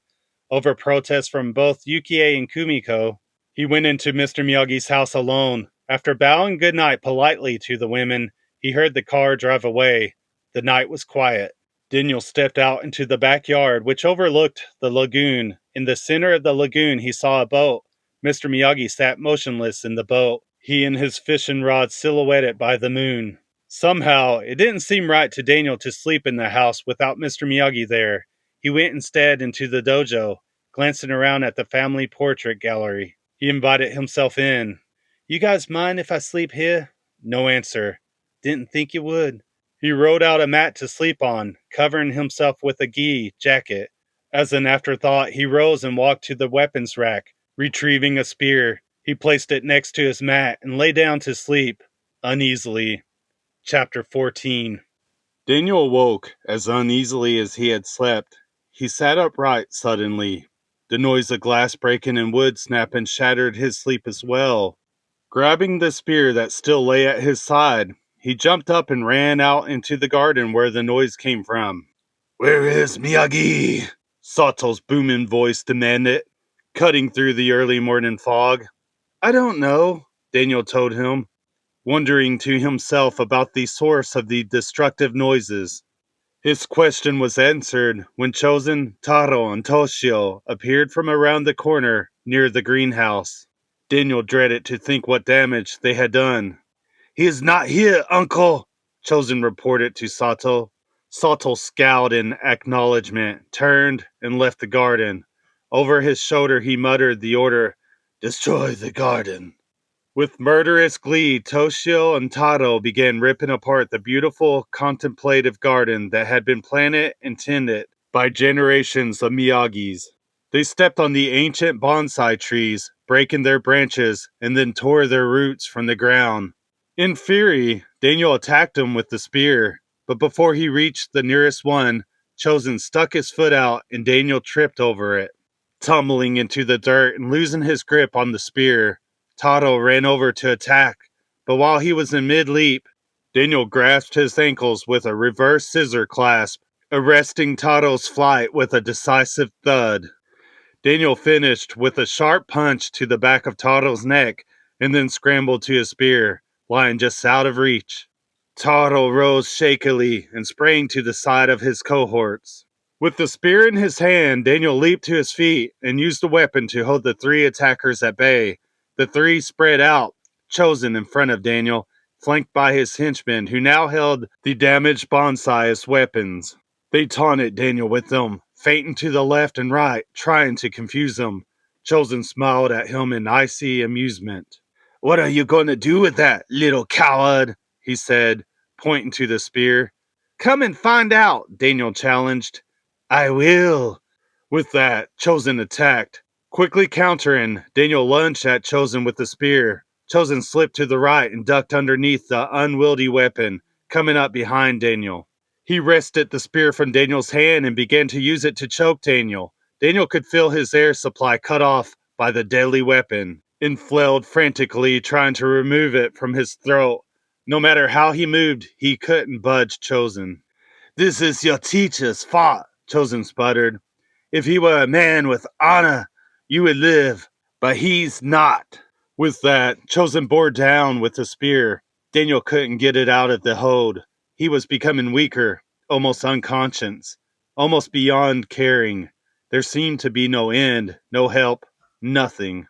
Suddenly, through his blurred vision, Daniel saw a figure. It reminded him of a scene long ago near a chain-link fence. Daniel struggled to remember. The figure attacked his attackers, a kick to Toshio's neck, a deadly punch at Taro's stomach, and snap kick follow-up to Taro, a roundhouse punch at Toshio. Chosen's henchmen stumbled and fell. Then, as suddenly as the pressure on Daniel's neck had begun, it ended. Chosen released him, pushing Daniel aside to fight the attacker. Daniel gasped for air, desperate to fill his starving lungs. Then he looked up. It was Mr. Miyagi. Somehow, Daniel wasn't surprised. He had first seen that fighting stance at the Halloween dance at his high school the night Johnny and his friends from the Cobra Kai Karate Dojo had nearly killed Daniel. Mr. Miyagi had saved his life then. He was doing so again, now. Chosen grabbed the spear and turned to Mr. Miyagi, charging straight at him with all his force. A second before it would pierce him with deadly force, Mr. Miyagi turned, grasping the spear with both hands, instantly stopping Chosen's charge. Mr. Miyagi lifted the spear, raising Chosen off the ground and spinning him in the air. In terror, Chosen released his own grasp of the spear and came crashing to the ground. Mr. Miyagi stood motionless over Chosen, the lethal point of the spear directed at Chosen's throat. In a moment, Chosen would be dead, or alive, at Mr. Miyagi's whim.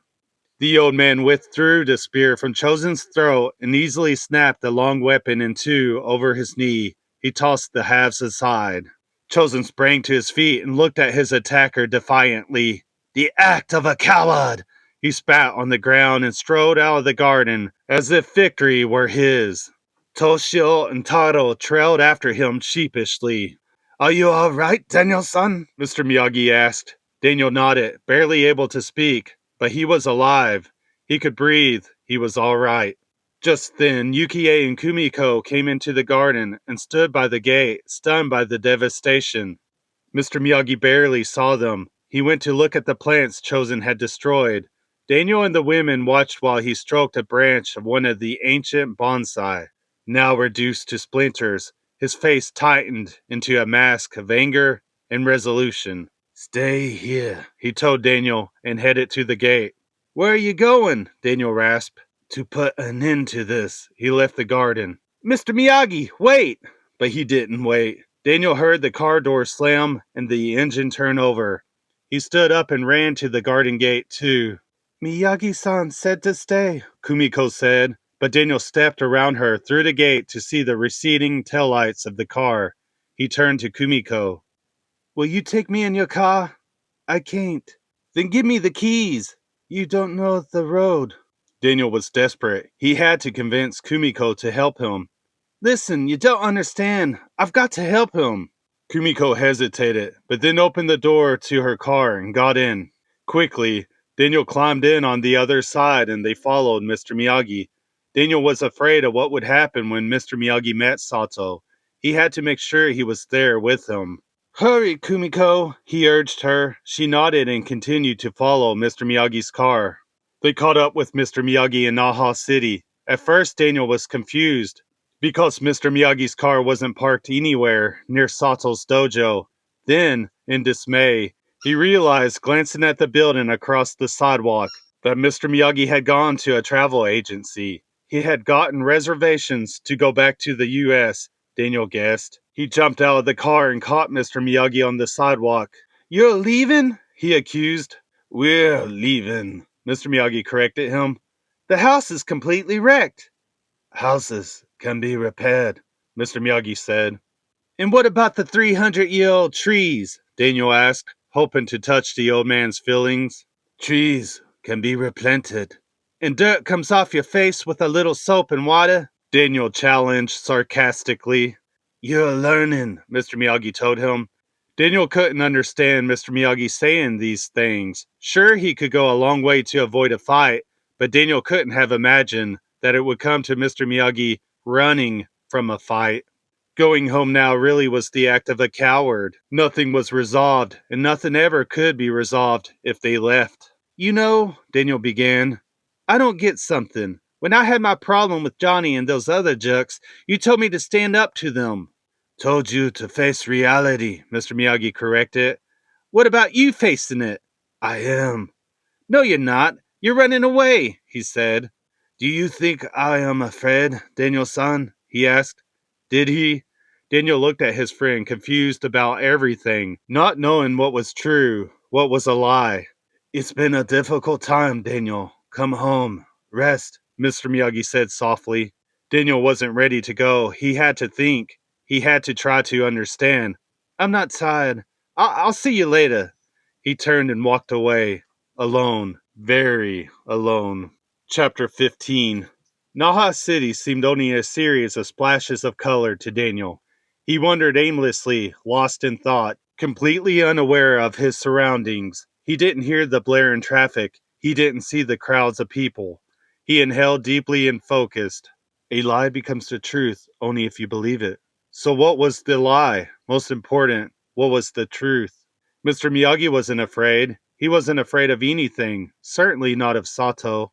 If he could take on 3 of Sato's students at once, he could take on Sato. So why wouldn't he? The lie was that Mr. Miyagi was a coward. And the truth?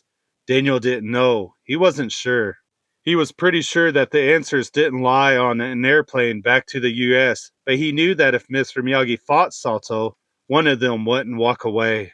Daniel stood motionless on the sidewalk for a long time, staring, without seeing, at the window of a store. Suddenly, his eyes focused on the window. It was an Army-Navy surplus store. The windows were full of weapons, guns, rifles, bayonets, the machine tools of modern warfare, a sharp contrast to the implements and handkerchief of the weapons shelf in the Miyagi dojo. Daniel walked into the store. To his right was a large open display case full of firearms. 2 young American soldiers were rummaging through the second-hand weapons. One of them hefted an M60, Rambo style. How much? Asked one of the soldiers. The salesman scurried over to the customers. Vietnam original, he assured them, nodding sagely. $200. Goodbye. And he said, retrieving a small metal device from his pocket and pointing at the absent firing pin on the M60. For $10 more, converts to live ammo. He smiled again. The soldier aimed the M60 at a field full of imaginary enemies. His buddy picked up an M79 grenade launcher, snapped it open, mimed loading it, slammed it closed, and aimed high. With his lips, he imitated the peculiar mild popping sound the launcher would make when firing its daily ammunition. His friend tugged at the harmless trigger of the M60 and blew away the field of VC before him. The scene reminded Daniel of nothing so much as 2 little boys playing war games. But there was something eerie about the harmless daily weapons, the truth, but a lie. The salesman broke into their game. Sell on 45s, he told them. No thanks, they said, tossing their weapons back into the bin and leaving empty-handed. Daniel watched them go and then began looking at the weapons in the store. Suddenly, One of the display cases caught his eyes and he walked over to it, focusing.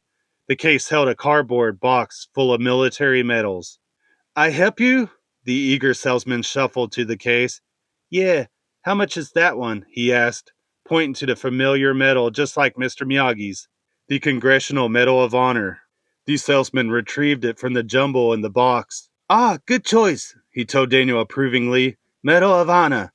One owner, just one. Daniel held it in his hand, turning it over, studying it. What was the magic of it? What did it mean? What could it tell him? $50, the salesman said. Is it real? Real, real, the man nodded vigorously. Sure it was real, but it was just a piece of cloth and a chunk of metal. Then Daniel understood. It wasn't the metal that mattered. The metal without honor and principles was meaningless. In fact, the only things that mattered were honor and principles. To fail to understand that was to mistake a couple of young soldiers playing with harmless guns for heroes, was to mistake Sato's belligerent bravura for honor. Fighting Sato, even beating him, would prove nothing for or about Mr. Miyagi. The only way Mr. Miyagi could overcome Sato was to uphold his own principles, and the surest way to lose them was to fight Sato. That was the truth. Okay, for you, $35, the salesman sputtered, mistaking Daniel's thoughtfulness for hesitation. Daniel shook his head, putting the medal down on the counter. He looked up and saw Mr. Miyagi standing in the store. Daniel knew he'd watched the whole thing. Fighting is the easy way out, isn't it? Daniel asked him softly. Much easier, Mr. Miyagi agreed, smiling at Daniel's understanding. I guess we should go home and pack. Hi. They walked out of the store together. Okay, $15 last price. The salesman trailed after them. They didn't turn around. Chapter 16. Daniel lowered the lid of his suitcase and snapped it closed. He glanced out the window of his loft and saw Kumiko sitting by the pond, solemnly tossing rice into the water. In a way, it was going to be very hard for him to leave Okinawa. On his way out to join Kumiko, Daniel passed Mr. Miyagi's room where Yukie was helping him to pack his things. Daniel didn't mean to eavesdrop, nor did he want to interrupt. He stood quietly on the stairs near the door, out of sight. Come with me, Mr. Miyagi said, speaking to Yukie. I cannot, she answered. What is here to keep you? My whole life. So we will build a new one, he invited. The time to build is when you're young. If I could stay, I would, Mr. Miyagi said. If I could go, I would, she told him. Daniel slipped past the door and out to the garden to talk to Kumiko. She was poised on an outcropping of black rock that jutted over the water. She held a bowl of raw rice in one hand. With the other, she scattered grains on the water. Hi, Daniel said. Hi. What are you doing? Old custom, she told him. When fishermen would go out to sea, families would offer rice to the gods. For a good catch? For a quick return. Then Daniel knew that he and Kumiko were feeling the same sadness. He considered his next words carefully. You ever think of coming to the States? For what? For dance school. For your dreams. For mine. But my whole life is here. Daniel was startled by the familiar words. He sat down next to Kumiko on the rock, warmed by her nearness. So you start a new one? Not so easy, she told him. The time to do it is when you're young. You think I would like America? I think you'd love it, he assured her. Do you think it would love me? He looked at the beautiful girl next to him, touching her cheek with his finger. I know one part of it that already does, Kumiko, he told her, leaning closer. She responded, touching his hand with hers, turning her face to his. But before they could kiss, there was a terrible grumbling sound of heavy-duty diesel engines. Startled, Daniel and Kumiko jumped off the rock and raced out of the garden and onto the street to see what was happening. What they found was two very large bulldozers trailing a team of surveyors who were indicating which gardens were to be bulldozed to rubble. A furious gaggle of villagers ran after the machinery, yelling and waving their arms in protest against the bulldozers. In dismay, Daniel realized that the bulldozers carried the legend Sato Construction. Mr. Miyagi pushed his way through the crowd and faced the destruction team. "What are you doing?" he demanded of the lead surveyor. From behind the man came the answer in the too familiar voice of Sato. "I am selling the land." "Why?" Mr. Miyagi asked, confronting Sato and Chosen. "Why do you think?" Sato challenged. "You will destroy the village?" Mr. Miyagi asked incredulously. "No, Miyagi-san, you will." Daniel knew then that Sato had found the key to Mr. Miyagi. His friend would withstand any level of personal humiliation rather than violate his principles, but he could not ask others to withstand that same punishment for him. "You win. I will fight," he told Sato, who sneered in victory. "On one condition." "What?" Sato asked. "Regardless of who wins, the deed to this land passes to the village." Mr. Miyagi would not have his friend subjected to Sato's threat a second time. "You ask for too much. A small price to pay for your honor," Mr. Miyagi told him, knowing the key to Sato. "You are right," Sato agreed. "I will see you here at midnight." He turned to go but paused. "No tricks, or this is gone," he said, indicating the whole village. "Their homes, their school, all of it." Mr. Miyagi nodded. Sato turned to the surveyors and the bulldozers. "Leave the equipment," he told his employees, and then disappeared with Chosen, turning his back on the villagers. Chapter 17. Daniel sat alone in the ruins of the bonsai garden that afternoon. Mr. Miyagi had wanted to be alone to contemplate, meditate, and prepare. Daniel needed to prepare as well, for the daily confrontation was near. Mr. Miyagi entered the garden, dressed in a formal kimono, heading for the dojo. He carried a scroll that he gave to Daniel, who was puzzled by it. "Last will and testament," Mr. Miyagi explained. The ideal seemed so cold, so impossible. "Can't you call this off?" "Tried my best," he said. "I don't suppose you'll consider leaving now, would you?" "Daniel-san, don't worry." "How can I not worry?" Daniel burst out, waving the scroll at Mr. Miyagi. "This isn't like 1, 2, 3 points, you're out. I mean, I know what happens if you lose." "Ah, but I have already won, Daniel-san," Mr. Miyagi said. "Whatever happens with Miyagi, village is saved forever." With that, he walked into the dojo, knelt before the family shrine, and closed his eyes in meditation. Daniel turned his attention to the bonsai. As long as this would now belong to Yukie, not Sato, it would be repaired. He began the arduous task. Several hours later, Yukie entered the garden carrying a fresh-pressed karate gi and black belt for Mr. Miyagi. "He's still meditating," Daniel told her. "Hi. Have you seen Kumiko?" he asked, suddenly remembering that he hadn't seen her since the bulldozers had arrived. It would be at least 6 hours until the fight began, and he realized that he very much wanted to spend those hours with Kumiko. "She is waiting for you," Yukie told him, "at the cannery." Daniel brushed the dirt off himself and left Yukie to tend Mr. Miyagi while he went to the cannery. The cannery seemed an odd place for Kumiko to be waiting for him, but Daniel actually welcomed the walk through the village. The upcoming fight had left him feeling very hemmed in, and he was enjoying the salty breeze, which seemed unusually brisk as he walked down the hill. He passed a shrine where, on his first day in the village, he'd seen the old priest Ichiro teaching the children a song. Now there was no music there. It was deserted except for Sato, who sat in motionless meditation. Behind him, Chosen knelt protectively. As Daniel passed, Chosen glanced up at him, the hatred clear in his eyes. Daniel ignored it, bent his head to the wind, and proceeded to the cannery. He entered through the broken door, following the musical sound of wind chimes, stirred to life by the wind. "Kumiko?" he called, but she didn't need to answer, for he had found her in the twilight room that overlooked the sea. It caught his breath to see her. Kumiko was wearing a formal silk kimono, rich emerald green, decorated with red embroidered flowers and a red obi. Her hair was drawn up atop her head in traditional Japanese fashion, held by combs inlaid with jade flowers. just as Yuki's had been for the Cha no Yu she had prepared for Mr. Miyagi. Now, Daniel saw, Kumiko had done the same for him.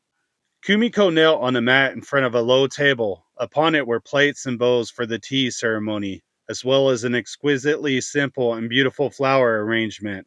Kumiko greeted Daniel with a bow and indicated the pillow opposite herself for him to sit. Without speaking, he sat and watched her prepare the tea. Gracefully, she performed the age-old ritual of tea preparation.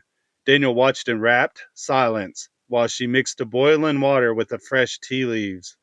Each intricate movement executed with such simplicity that it nearly took his breath away. Finally, blowing the steam gently from the cup, Kumiko offered it to him. He sipped as he had seen Mr. Miyagi do, taking only a few drops, savoring the essence of the drink, and then offering it to Kumiko. She accepted, drinking as he had, looking into his eyes, her eyes shiny as diamonds, her breath shallow. Slowly, she lowered the cup from her lips and placed it on the table. Smoothly, she brought her right hand up, grasping the comb that held her hair in its formal arrangement. She removed the comb, letting her hair fall loosely to her shoulders. She moved toward Daniel, and he toward her. As if they had all the time in the world, but none to spare, they drew closer and closer to each other, never moving their eyes from each other, nor their thoughts. Finally, their lips met and they kissed. It was as wonderful as he had hoped, and he could tell that Kumiko felt the same way he did. Suddenly, the wind chime rattled in protest against another gust, this time much stronger than before. Kumiko pulled away from Daniel, fear in her eyes. What's wrong? Daniel asked. Quickly, Kumiko said in answer, gathering the tea ceremony utensils, watching the wind chime that now clacked frantically. Daniel helped Kumiko pack the things and followed her out of the cannery. Immediately, he sensed that the wind was no longer harmless. The gale force gusts swept them up the hill, churning the waves of the sea below to foam. As suddenly as the wind had increased, the rain started, pelting down on them as they retreated. Does it get worse? Daniel asked, concerned, taking Kumiko's hand and helping her climb the hill. Much worse, she said, dread in her voice. Chapter 18. Almost immediately, Daniel knew that Kumiko was right. Within minutes, the gentle breeze had turned into a gusty wind, and then into a gale. By the time they approached the World War II bunker that the village used for a storm shelter, the wind was ripping through the town, tugging fiercely at the trees, and whipping thatch roofs from the homes. The villagers fought against the roaring wind and the torrential rain to gain shelter. Near the shelter, a bell tower stood on stilts. A young boy had scurried up the wooden ladder and was furiously ringing the bell as a warning about the storm to all who could hear. Daniel and Kumiko met Mr. Miyagi and Yukie coming from the Miyagi house, helping each adult and two old women into the bunker. At the entrance, Daniel held the door against the force of the wind to allow stragglers to come in. Then he spotted a fragile old woman with an infant in her arms struggling to reach safety, unable to make headway. Quickly, he and Mr. Miyagi darted out to help them. Mr. Miyagi took the baby while Daniel guided the old woman. They bent into the wind to get back to the bunker, and just as they passed the shrine, a furious gust ripped it loose from its foundation, carrying off the roofing while the beams collapsed. Chosen came running out from under the edge of the collapsed roof, a bloody gash on his head. He barely saw Mr. Miyagi when he ran into him, so eager was he for the comfort of the bunker. Where is your uncle? Mr. Miyagi demanded. Dead, was all Chosen said. He fled to the bunker. Daniel saw Mr. Miyagi look over at the shrine in disbelief. Daniel looked at it too. It was hard to believe Sato was actually dead. Such a simple solution to such a difficult problem, and really no solution at all. But just then, another fierce blast of wind yanked at the shrine, this time tearing off a whole wall and revealing Sato, pinned under a collapsed roof beam. The fear in his face was unmistakable. He was alive. Without hesitation, Mr. Miyagi handed the infant to Daniel and raced to the shrine. Daniel in turn gave the baby to Kumiko and followed his friend. Daniel watched as Mr. Miyagi's eyes met Sato's, but before they could speak, more of the roof collapsed onto Sato. Held motionless by an ancient roof beam, Sato was certain to be crushed to death almost immediately, for the rest of the roof threatened to collapse with the next gust. Mr. Miyagi's mouth tightened as he surveyed the thick beam holding Sato prisoner. He raised his hand in a chop over his head and breathed deeply, locking his eyes onto Sato. "This was the only way you could win," Sato said contemptuously, expecting a death blow from Mr. Miyagi. At that instant, Mr. Miyagi brought his hand down with all his force. Involuntarily, Daniel closed his eyes. Ki-ai! Crack! Daniel opened his eyes. The beam that had immobilized Sato was now broken in two pieces. "Daniel-san," Mr. Miyagi ordered. Quickly, Daniel came to his aid, levering the two pieces of the beam off Sato and helped the wounded man to his feet. They flanked Sato, each giving him a shoulder for support, and together they walked to the bunker. Once inside the shelter, Kumiko and Yukie rushed to give them blankets and towels, and when he could take weight off his damaged legs, Sato bowed deeply in thanks to Mr. Miyagi. From the rear of the bunker, Chosen came to see his uncle. Stuttering in embarrassment, he began, I, I, I thought you were, dead, uncle. I was sure when the beam fell that there was no help for you, and so I thought I should. Well, I knew you would want me to save my, and I never could have believed. What a miracle, uncle. He was silenced by the skeptical stare he received from Sato. The tower bell, which had been ringing constantly since the storm had started, now began ringing frantically. Suddenly there was a loud cracking sound. The villagers crowded to the bunker's gun ports and saw, to their terror, that two of the three stilts that held the bell tower were broken. The tower tilted perilously, swaying towards some power lines. But worst of all, the brave young boy who had been ringing the bell and warning was now swinging from the rope attached to the bell's clapper, 30 feet above the ground. Before anybody in the bunker could move, Daniel rushed out into the storm to rescue the boy. "Help him," Sato commanded Chosen, but the fear in the young man's eyes was clear. He could not move. Then, while Sato, Chosen, and the villagers watched, Daniel climbed the now fragile ladder of the tower to rescue the boy. When he got about halfway up, the third stilt on the tower bit sickeningly, laying the weight of the entire structure on the power lines.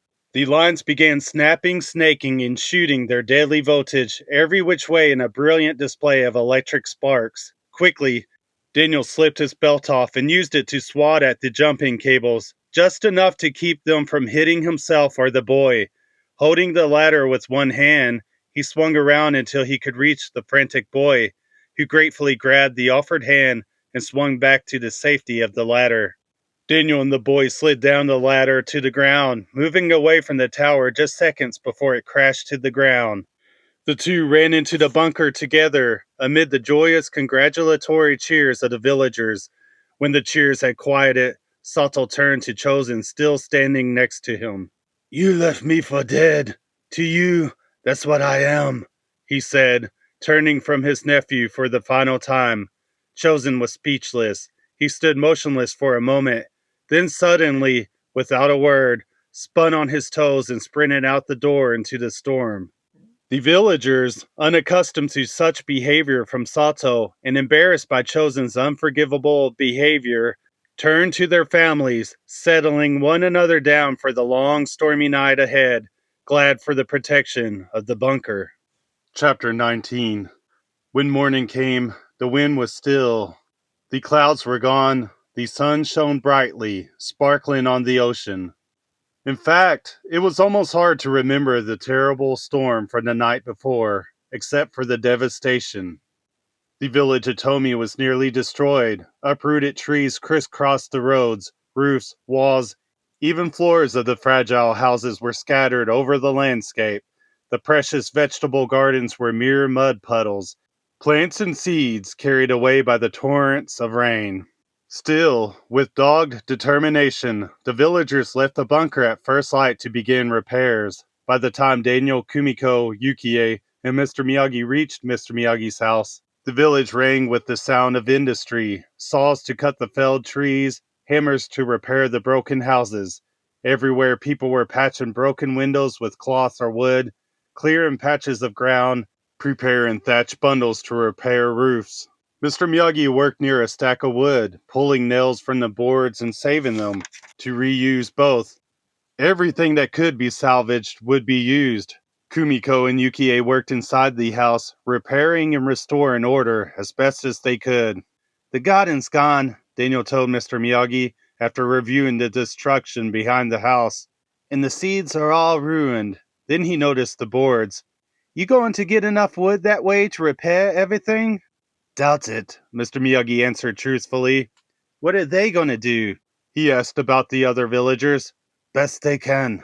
Mr. Miyagi tugged at a stubborn nail. It gave way, springing out of the board and hitting the ground with a ping of victory. Mr. Miyagi began to work on the next nail. But then there was another sound, the rumble of trucks. The villagers, alert to new signs of danger, looked up from their labors to see a convoy of large trucks bearing bulldozers, tractors, and end loaders, as well as hundreds of heavy-duty hand tools and the men to use them. Each of the trucks bore the legend, Sato Construction. The trucks drew to a halt, and Sato's familiar black Cadillac pulled up to where Mr. Miyagi and Daniel stood. The door opened, and out stepped Sato in workman's clothes, leaning on a cane with one hand, carrying a scroll with the other. He offered the scroll to Mr. Miyagi. The deed to the land, he explained. I beg your forgiveness. He bowed deeply, humbly holding the position until Mr. Miyagi touched his shoulder and took the scroll. There is nothing to forgive, old friend.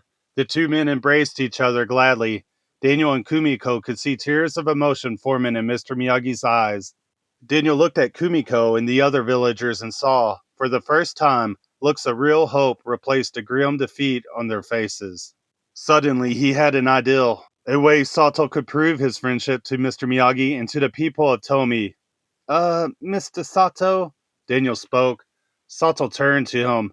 You know, the bond dance is soon, and it's going to be hard to have it here in the village. What are you asking of me? Daniel swallowed his fear and continued. The castle, he said, where the dance really belongs anyway. Sato looked at Daniel for a long time, his face revealing nothing. Then he turned to Mr. Miyagi. Your student becomes my teacher, he said with approval, and then announced, the Obon Festival will be held in the castle every year. The villagers' cheer of joy rang through the streets until Sato spoke again. Under one condition, he said solemnly, facing Daniel, whose heart sank with the tone. Then Sato pointed at him. He dances. Daniel's face broke into a smile. You got it, he promised Sato, relieved. Then he offered his hand to Sato to seal the deal American style. Sato took it and shook it firmly. Once the deal was made, Sato turned to the villagers and spoke to them rapidly in Japanese, explaining the reconstruction plan and putting his men and machinery to work. Quickly, the people began their task with renewed vigor. Now they knew that Sato would help them. He was no longer their enemy, he was their friend. As they worked to rebuild their village, they would be reconstructing their lives as well as their homes. Chapter 20. The flames from the torches and candles danced in the soft summer night, illuminating the ancient castle of King Shohashi. This night it was truly the castle of courtesy and good manners, for the entire village was celebrating in joy. They were celebrating their annual Obon festival, honoring the dead, but they were also celebrating the repair of their village after the typhoon, and most important, they were celebrating the return of Sato as their friend. Sato sat with Mr. Miyagi watching the beautiful dance on the platform in the middle of the arena, which served as a stage for the performers. With the castle under reconstruction, the only way to reach the stage was across two carefully placed boards, serving as a bridge over the chasm that separated it from the audience. The stage area itself was a large circle, decorated with traditional flowers and lanterns and featuring two great stone dogs, called food dogs, symbols of welcome. On the stage, the girls of the village were dancing, dressed in their finest traditional Japanese kimonos, brilliant colors flashing in the flame-lit night. Kumiko, their teacher, stood by their side, guiding them, when necessary, through the intricate, ancient dance of the festival. True to his promise to Sato, Daniel danced with them, slowly, elegantly, performing the movements Kumiko had taught him.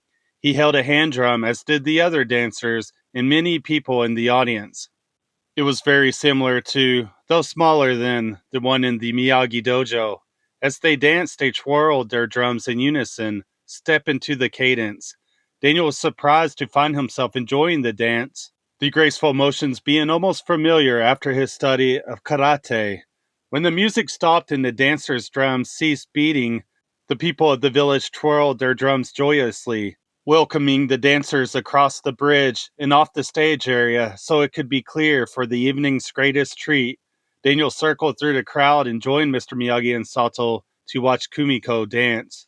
Kumiko emerged from the shadows on the edge of the platform and posed, waiting for music to start. Almost as if it were a breeze singing, the quiet strains of Ichiro's string instrument signaled the beginning of the dance. As if moved by the same breeze, Kumiko began. Her intricate steps were perfectly balanced by her graceful motions. Daniel could not take his eyes from this beautiful girl, nor could anyone else. The entire audience was entranced by Kumiko. So much so that they did not see the figure dressed in black scurrying through the shadows toward the footbridge to the stage. Springing in a somersault, the figure crossed the bridge and in a single leap came up behind Kumiko, grabbing her, one arm at her waist, one at her neck. The light from the torches glinted off the shiny steel blade of the knife held at her throat. It was Chosen. The music faltered and stopped. The crowd gasped in realization.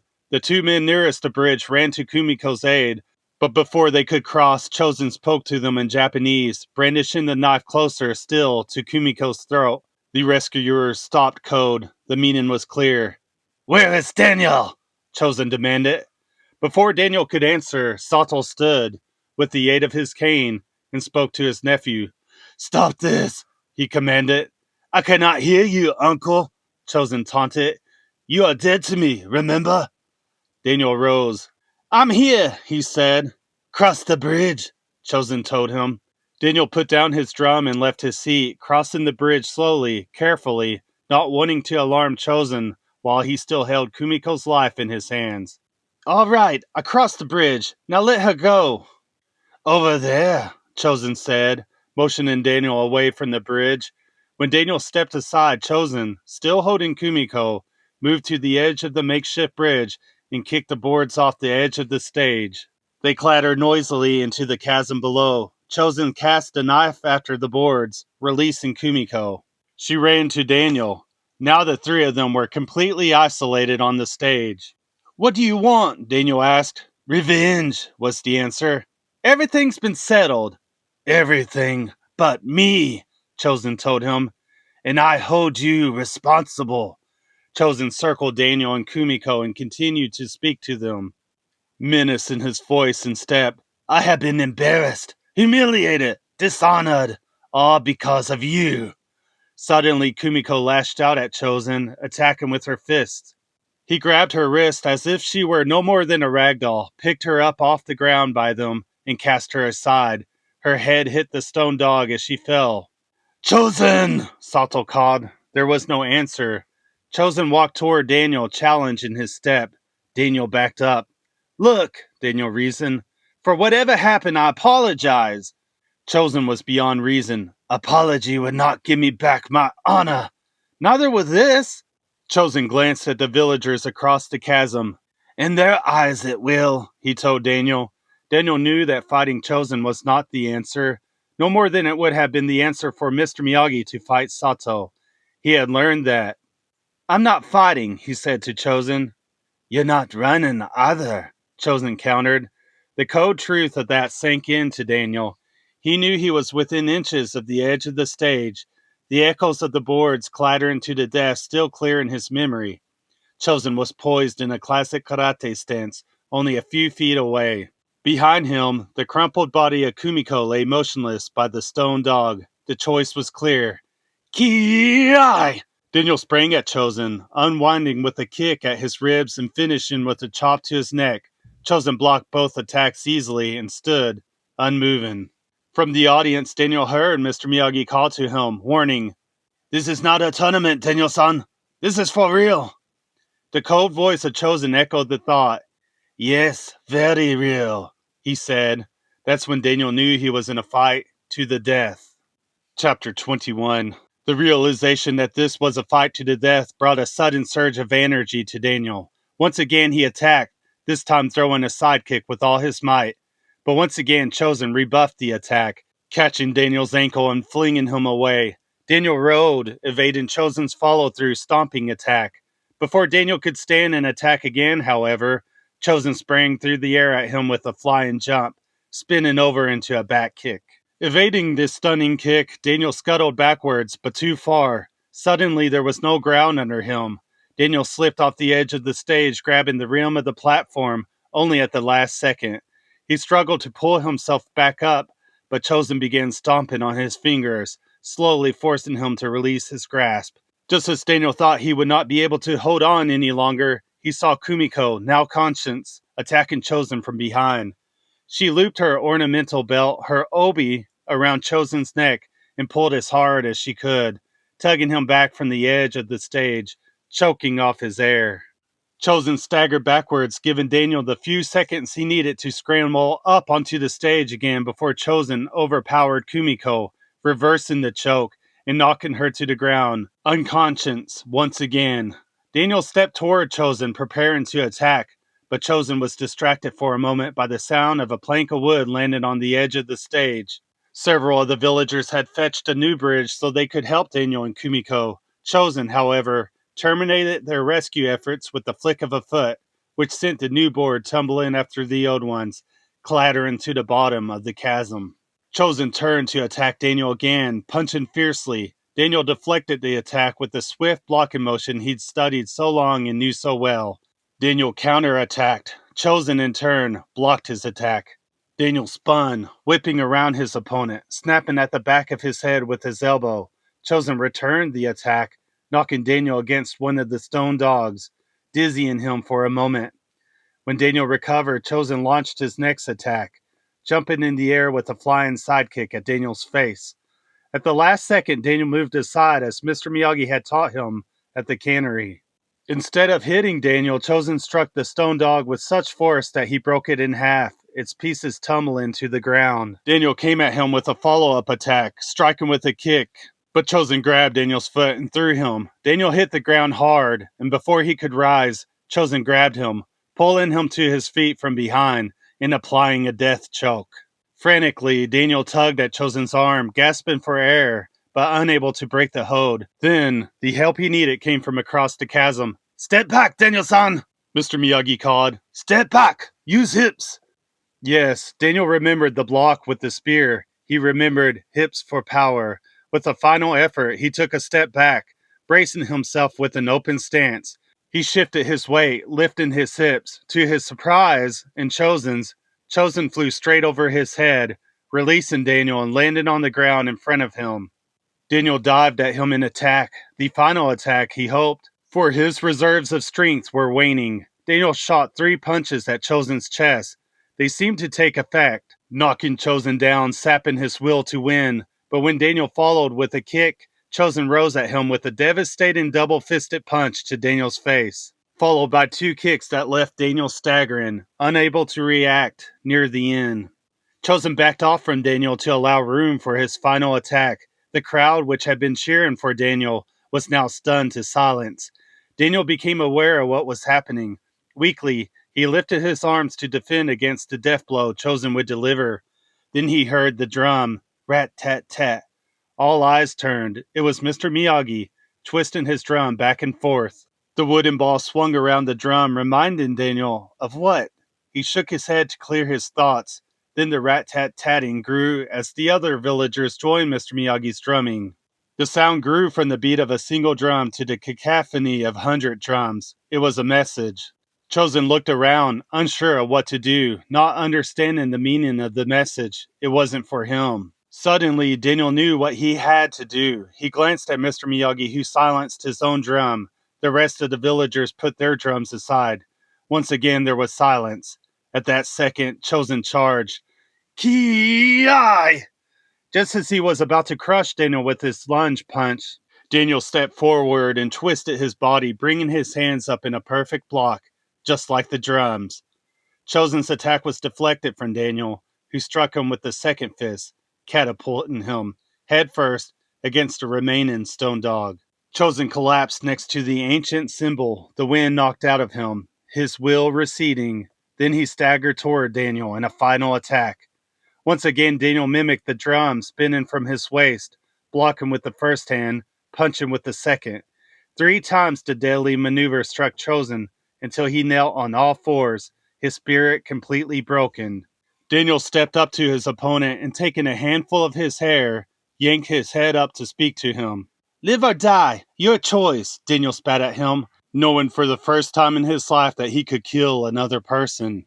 "Die," Chosen answered. Nodding assent, Daniel drew his hand back, cocking it for the final attack. He remembered the feeling of the ice breaking under his power. He breathed in, deeply, focusing on the task. Before delivering the blow, he glanced at Mr. Miyagi across the bridge, seeing the look of concern in his eyes. "Ki-ai!" Daniel yelled, firing the death blow at Chosen, whose eyes closed in fear. The blow stopped short, however, with the same force that had propelled it. Chosen's eyes flicked open, surprised.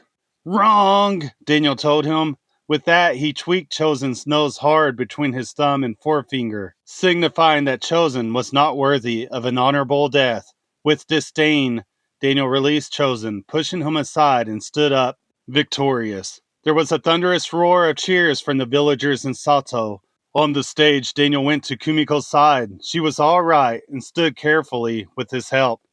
He held her tenderly, looking deeply, joyously into her beautiful eyes. Daniel glanced over at the cheering crowd, searching for his teacher, his friend. There he was, Mr. Miyagi beamed proudly back at him. Daniel LaRusso had never felt better in his life. The end. I hope you enjoyed this reading, and I hope you keep it for your collection.